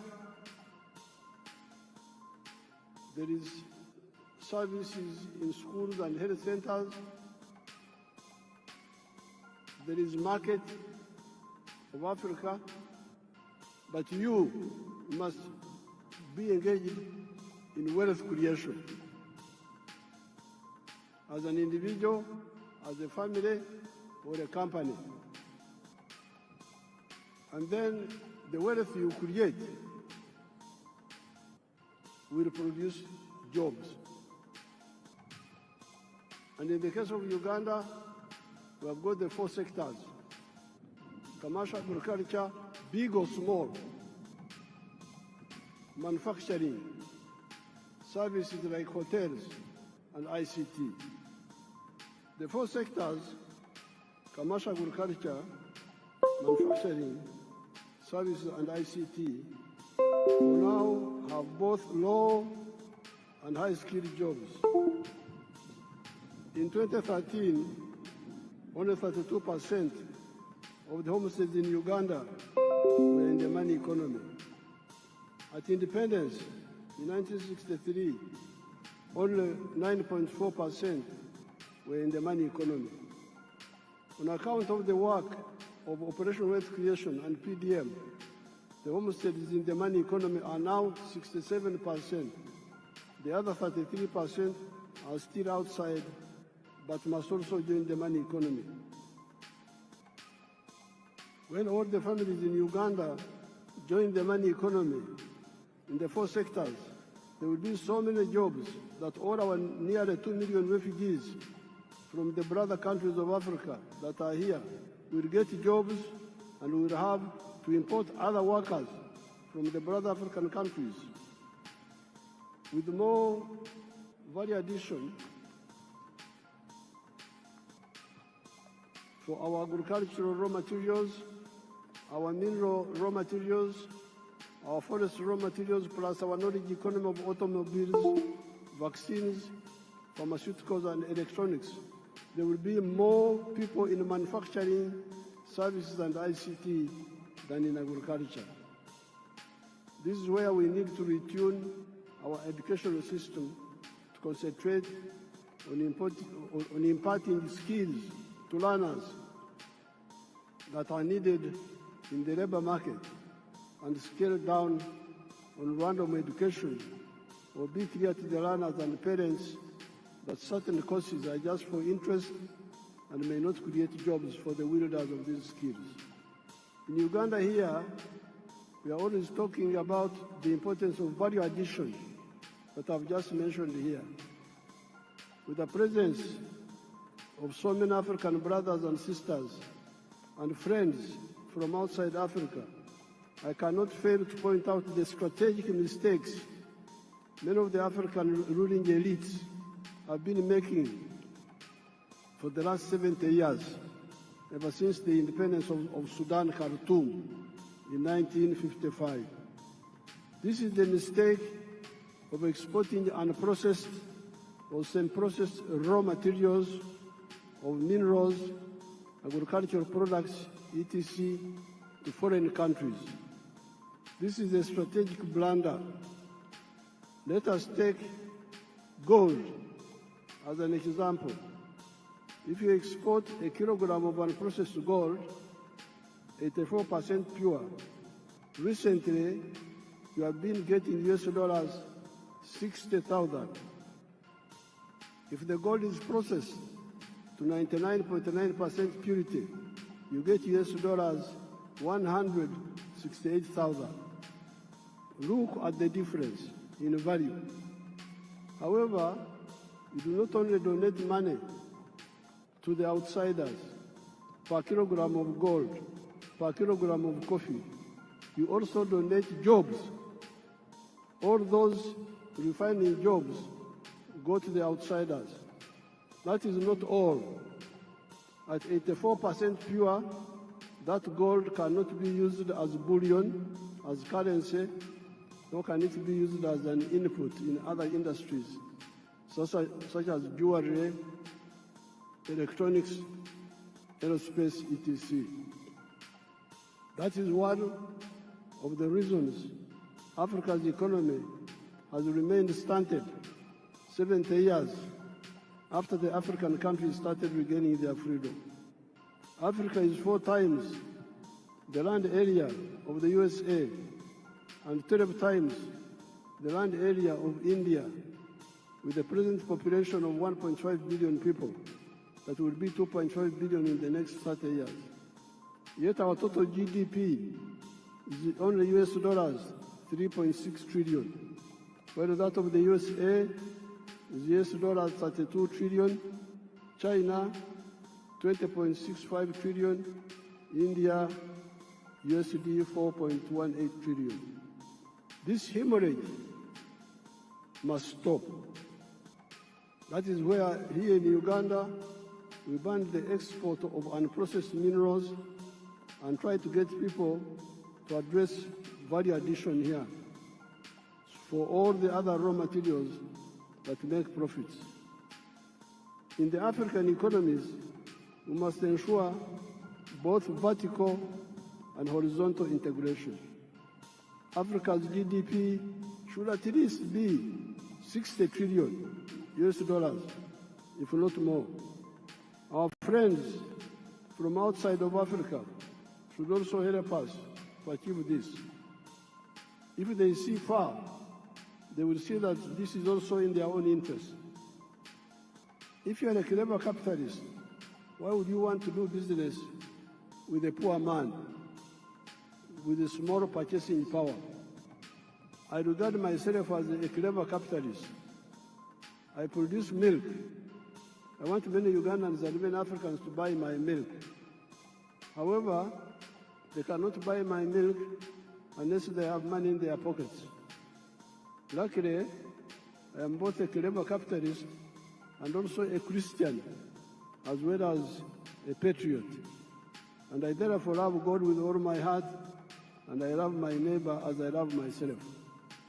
I'm therefore working feverishly to put money in the hands of Ugandans for them to get out of poverty, improve their purchasing power, and also improve their milk consumption per capita from the present 60 liters to 210 liters recommended by WHO for the sake of the calcium of their teeth and their bones.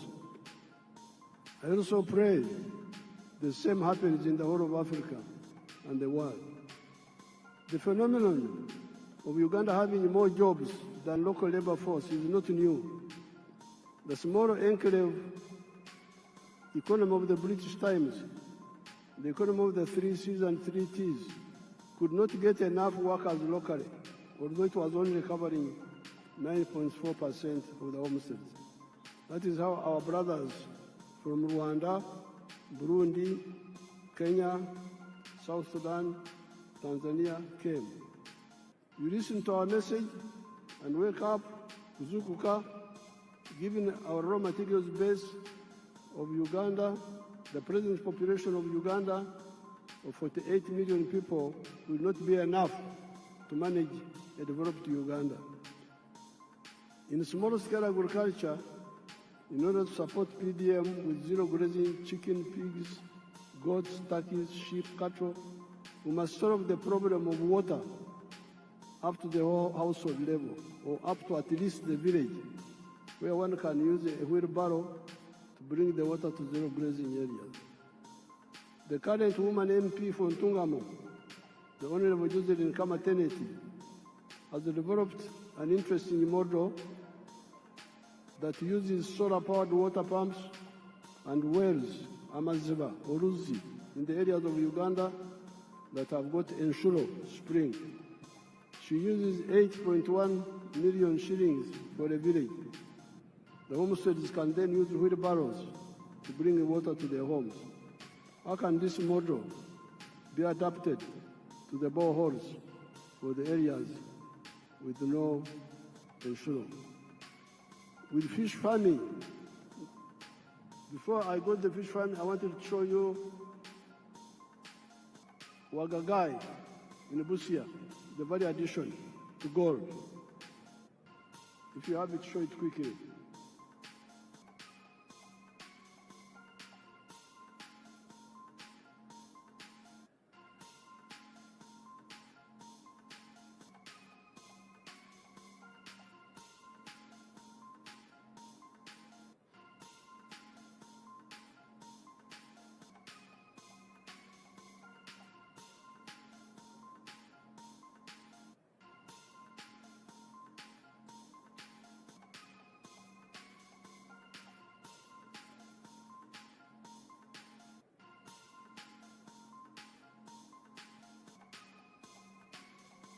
Now, freeze that one. Each one of those is fully refined gold in Busia. And each one is a kilo. And each one is now costing $168,000. If you sell and process gold, 84% pure, a kilo, you will get only $60,000. So you see the wastage. Africans are really in trouble. How can you throw away your wealth like that? You are losing more than $100,000 in every kilo of gold. And then you say you will solve your problem. How will you solve the problem? With fish farming in the Miga edges of the wetlands, the government will help the communities with the earth-moving equipment to make the fish ponds, the solar-powered water pump, to pump water and aerate with oxygen and protect the fish against snakes. The issue of fish flies, nyanja, and fish feeds is also being addressed. The support for all the other sectors, big commercial farmers, manufacturing,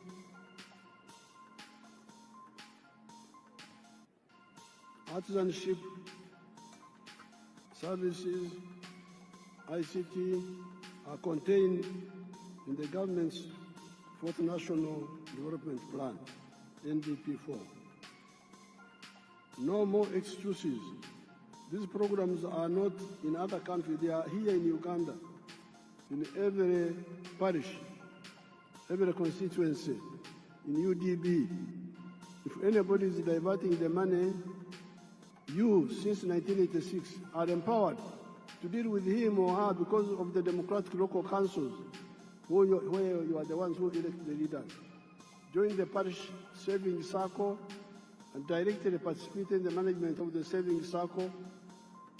If the money is not enough, tell your MPs to work with me in Kampala to concentrate more money in PDM instead of NYERERE, scattering the money in many other programs. Especially for agriculture, we need to protect our environment.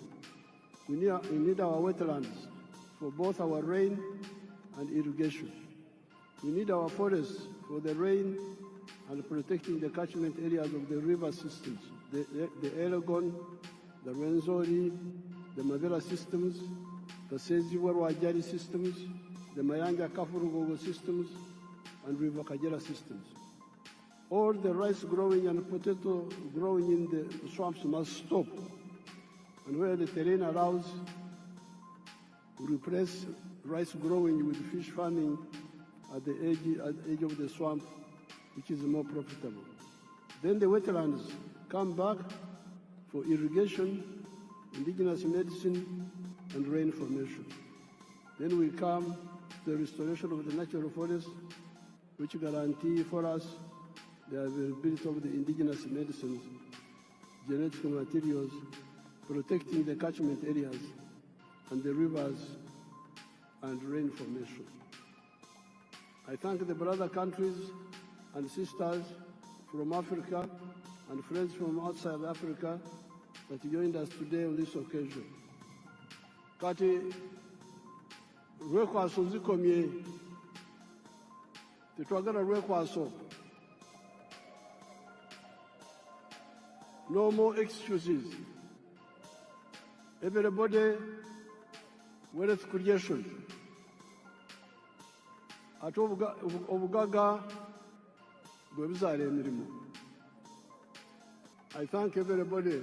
I would now like to ask His Excellency Ndaishimie, who is the head of the African Union, but also President of Burundi, because he's the chairperson of the African Union, to come here and greet you on behalf of the visiting president.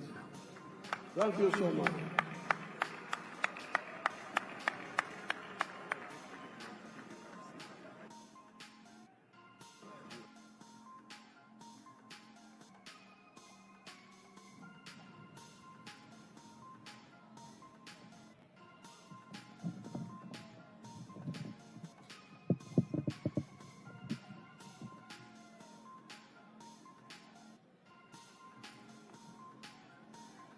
Uganda oye!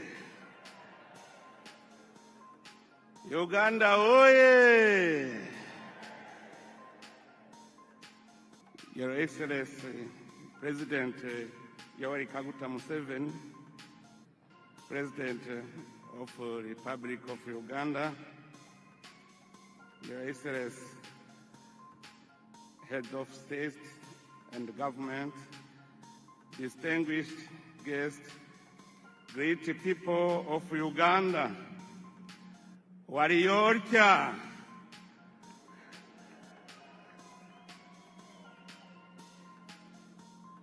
It is a profound honor and a singular joy for me to stand before you today alongside the distinguished guests gathered here on this great day in the history of the Republic of Uganda.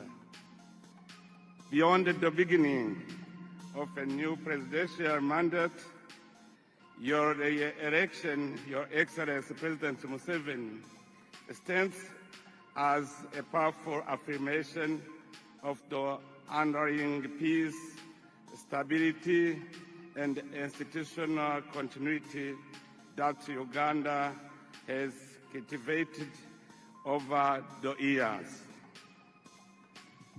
Your Excellency, your renewed mandate comes at a defining moment for our beloved Africa continent. By inaugurating this new term under the term Securing the Gains and advancing towards a prosperous and emerging nation, you have once again demonstrated your steadfast patriotism, visionary leadership, and unwavering commitment to the progress of Africa as a whole. Your Excellency, we have followed with admiration the remarkable transformation Uganda has achieved under your stewardship. During the years of your leadership, your nation has undergone profound progress in the field of security, social cohesion, and economic development. Through sustained economic growth, strategic investment in infrastructure, and policies aimed at reducing poverty and improving livelihoods, Uganda has steadily positioned itself among the continent's most promising emerging economies. Your Excellency, at this occasion, I would like to pay special tribute to your invaluable contribution to the restoration and the consolidation of peace in Burundi.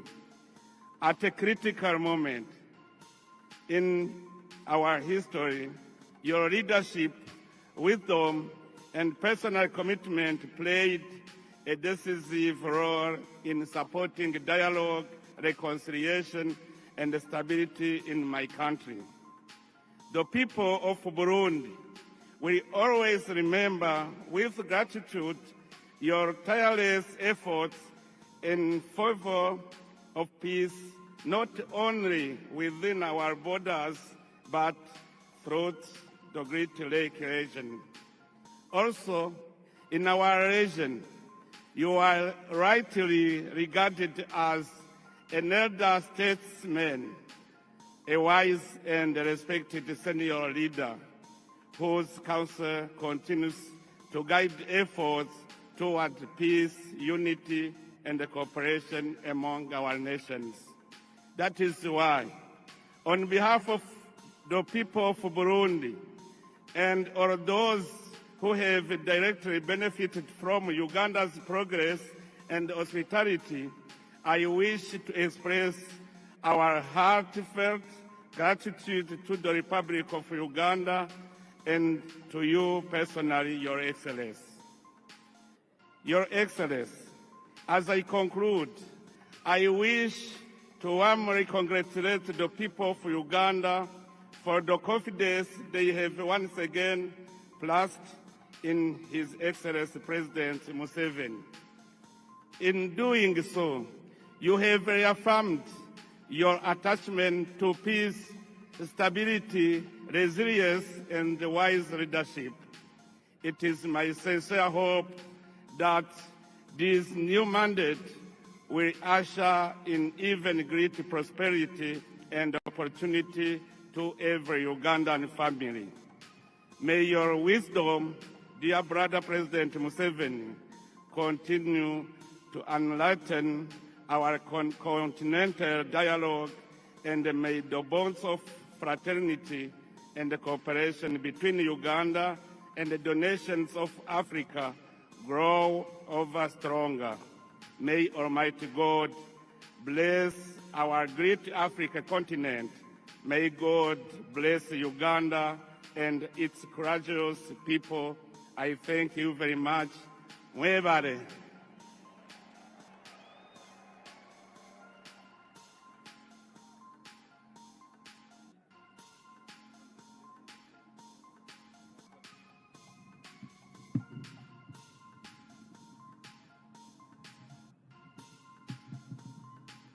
Abarundi barahari. Abarundi baravuga ki?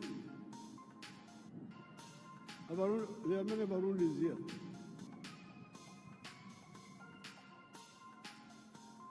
We are now entering Chisanja no more sleep. And we are entering Sanja, no more corruption.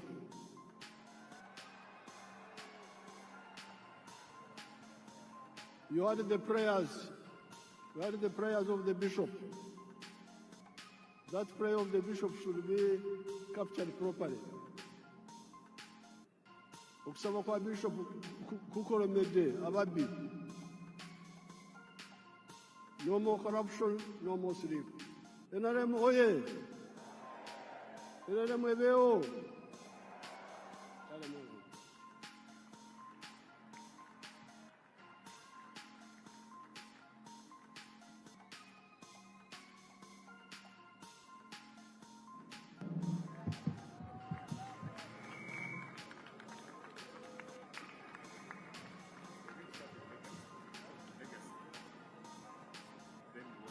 Your Excellency, I would like to thank you for the address to the nation and seek your guidance on how to proceed with the two entertainment items which are on our program. If it pleases you, Your Excellency, I now invite Legacy to make their presentation in less than 5 minutes. And as they are coming, I request all of you to join me again in thanking His Excellency the President for that comprehensive address to us. And very quickly, Your Excellency, also, I would like to mention that all the RDCs are here, the RCCs, the LOC5 chairmen, the NRM chairmen from all districts are here joining you in this momentous occasion. Legacy, you have the floor. Less than 5 minutes.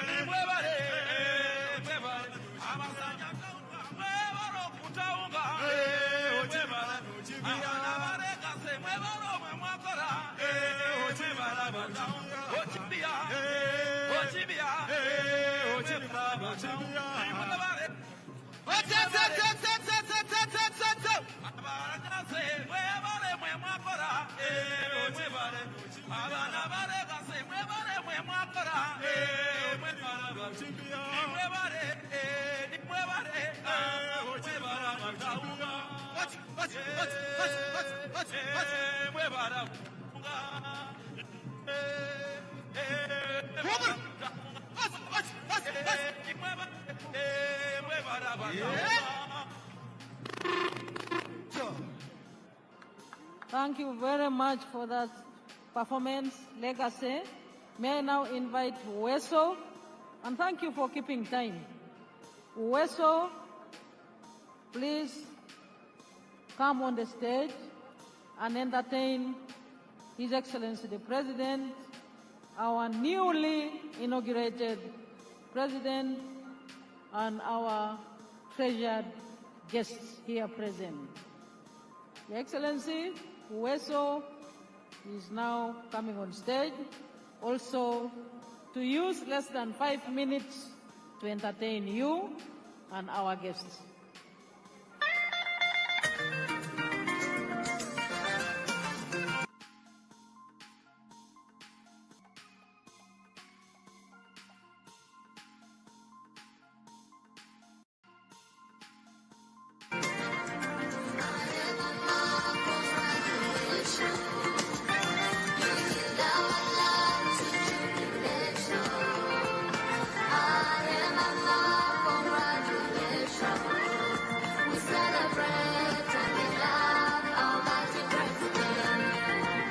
In 1986, the story starts.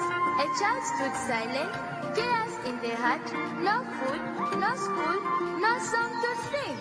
Till Mama Janet came with hope on wing. Uweso rose and stretched her hand, spread love and hope across the land. Musei stood firm, right by Mama's side, turned to hope and fear to pride.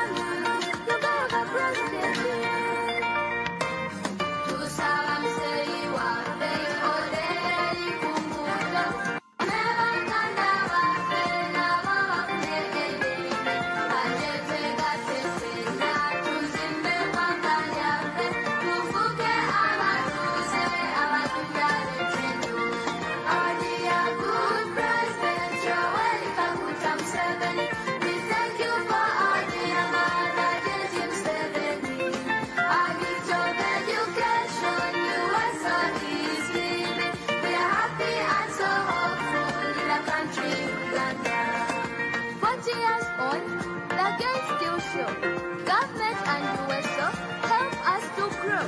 These are the games we still measure and guide with confidence. So every child can smile, dream, and achieve. Comfort Musei and Mama. Protect the games for God and my country.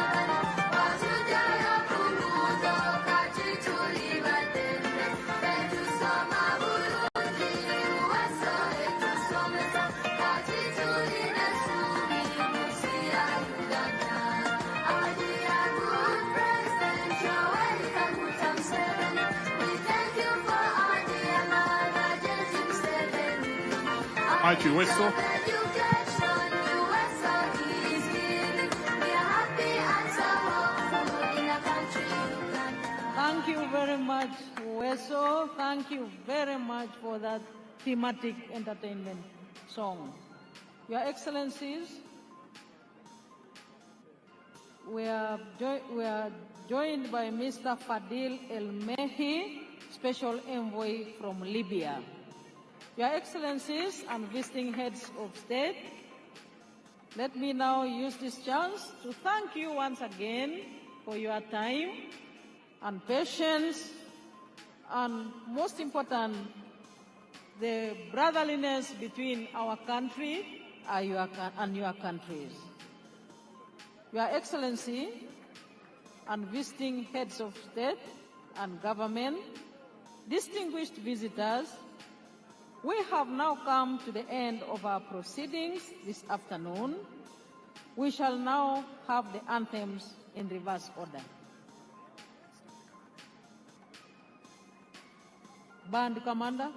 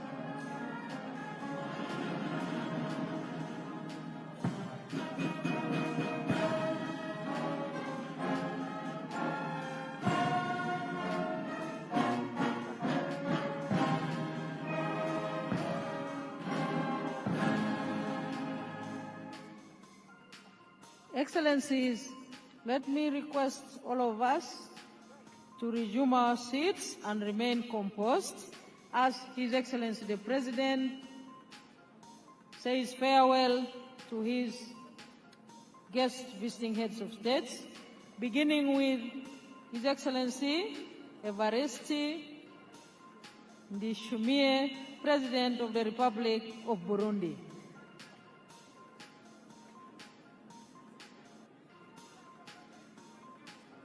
And next will be the President of Somalia.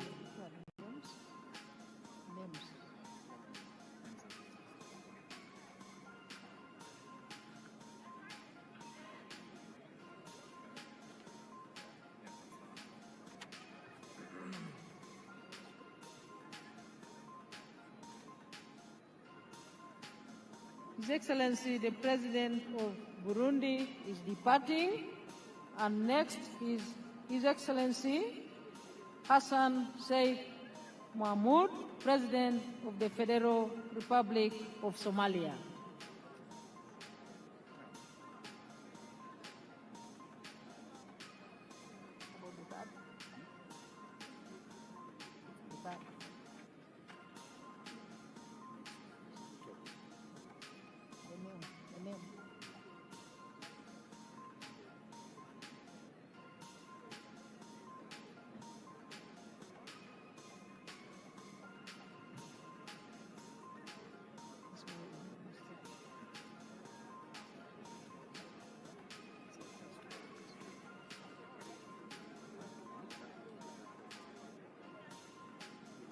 His Excellency, the President of Somalia is departing.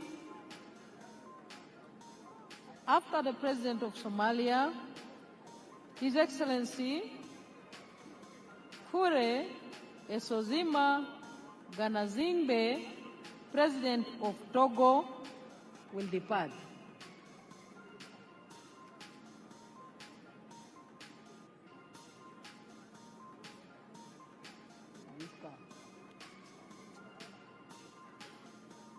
Togo.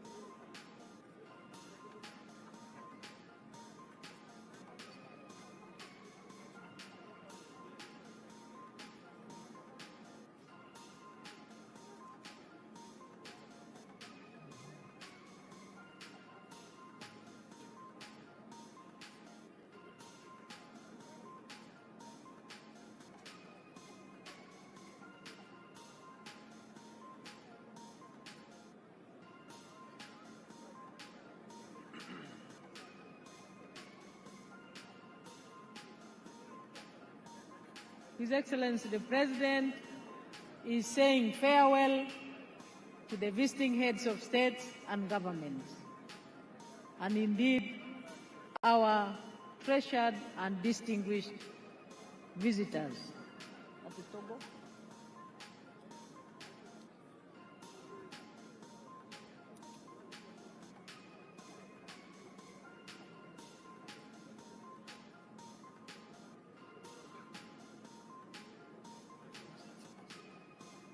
Togo. Togo has left. Togo? Okay. His Excellency, the President of Togo, is now departing. Next will be His Excellency Brahim Gali, the President of the Sahrawi Arab Democratic Republic.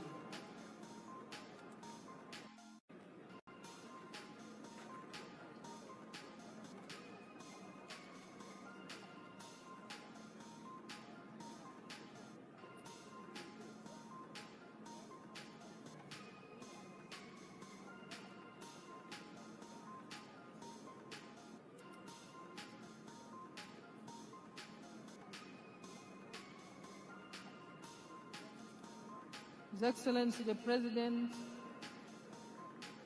of the Sahrawi Arab Democratic Republic will depart next. Is he the one? But who is this guy?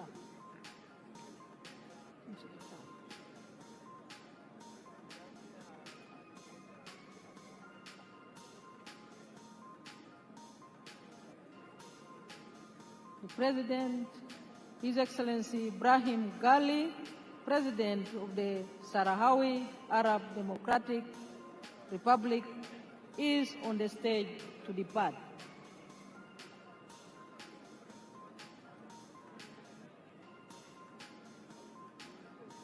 the team that is moving the motorcades, please move a little faster.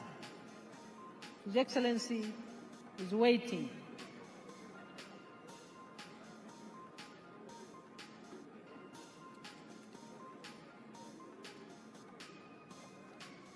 And next is Her Excellency Dr. Samia Suluhu Hassan, President of the United Republic of Tanzania.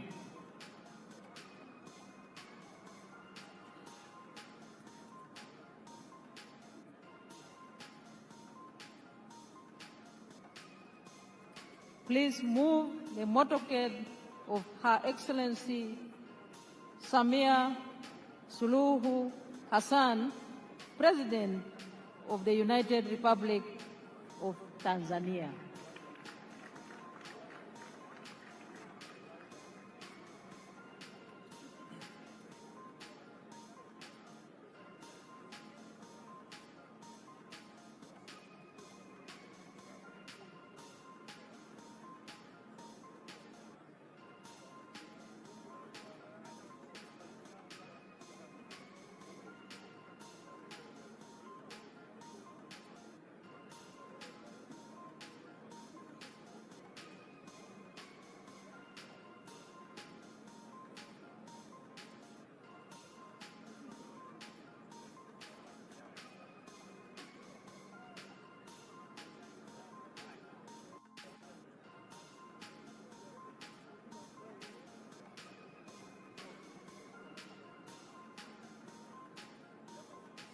Next to depart is Her Excellency Dr. Samia Suluhu Hassan, President of the Republic of Tanzania. I request the team that is moving the motorcades to act faster.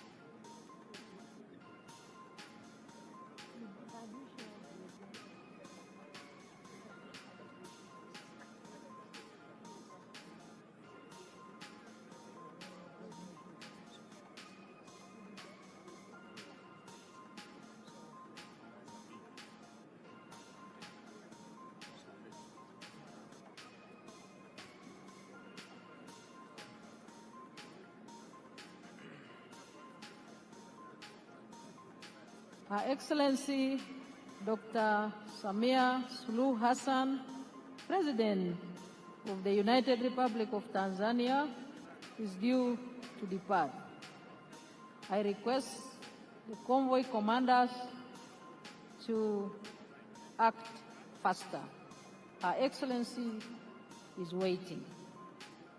I thank you all for the patience and the discipline which we have all exhibited as Ugandans in hosting our guests from the time they arrived here in our beautiful country, the Pearl of Africa. Thank you, Convoy Commander. I can see some action.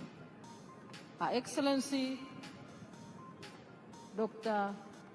Samia Suluhu Hassan will depart next. Her Excellency, the President of the Republic of Tanzania. After Her Excellency departs, His Excellency Bryce Clotaire Oligui Nguema, President of the Gabonese Republic, will depart. May the convoy commanders follow that precedent in releasing the motorcades.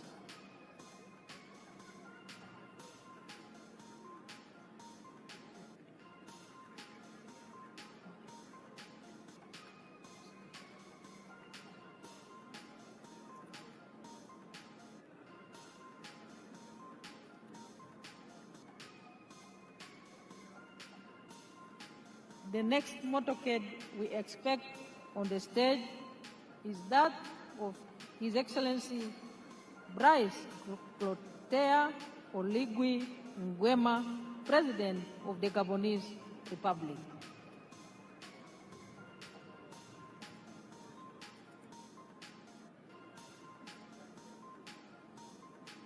Her Excellency Dr. Samia Suluhu Hassan is now departing. We thank Your Excellency for your physical presence at this momentous occasion.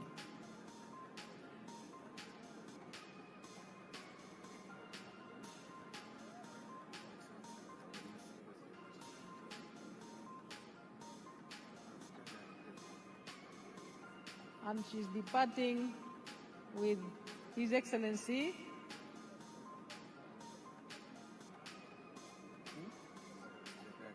Jakaya Kikwete, the former President of the Republic of Tanzania.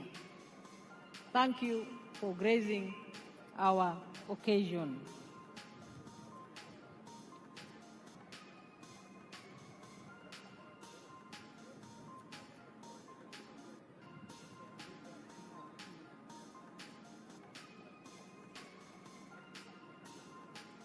Next to depart is His Excellency RAIS Oligui Nguema, President of the Gabonese Republic.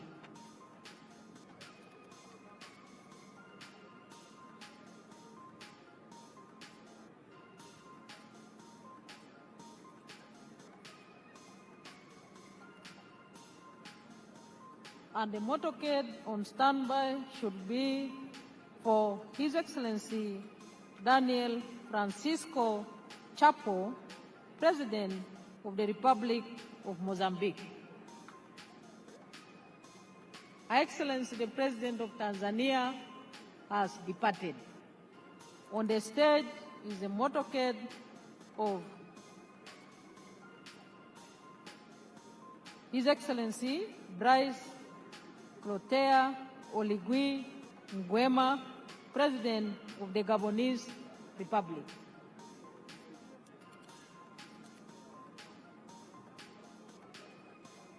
We request the convoy commander to move faster the motorcade of His Excellency Daniel Francisco Chapo, President of the Republic of Mozambique.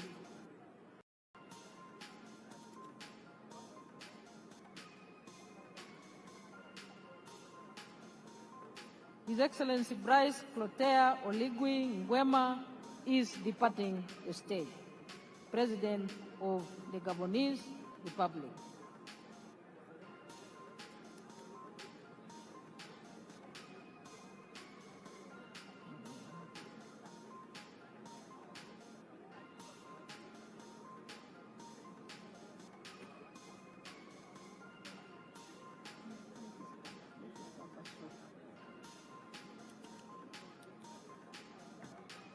Next to depart, Your Excellency, is His Excellency Daniel Francisco Chapo, President of the Republic of Mozambique.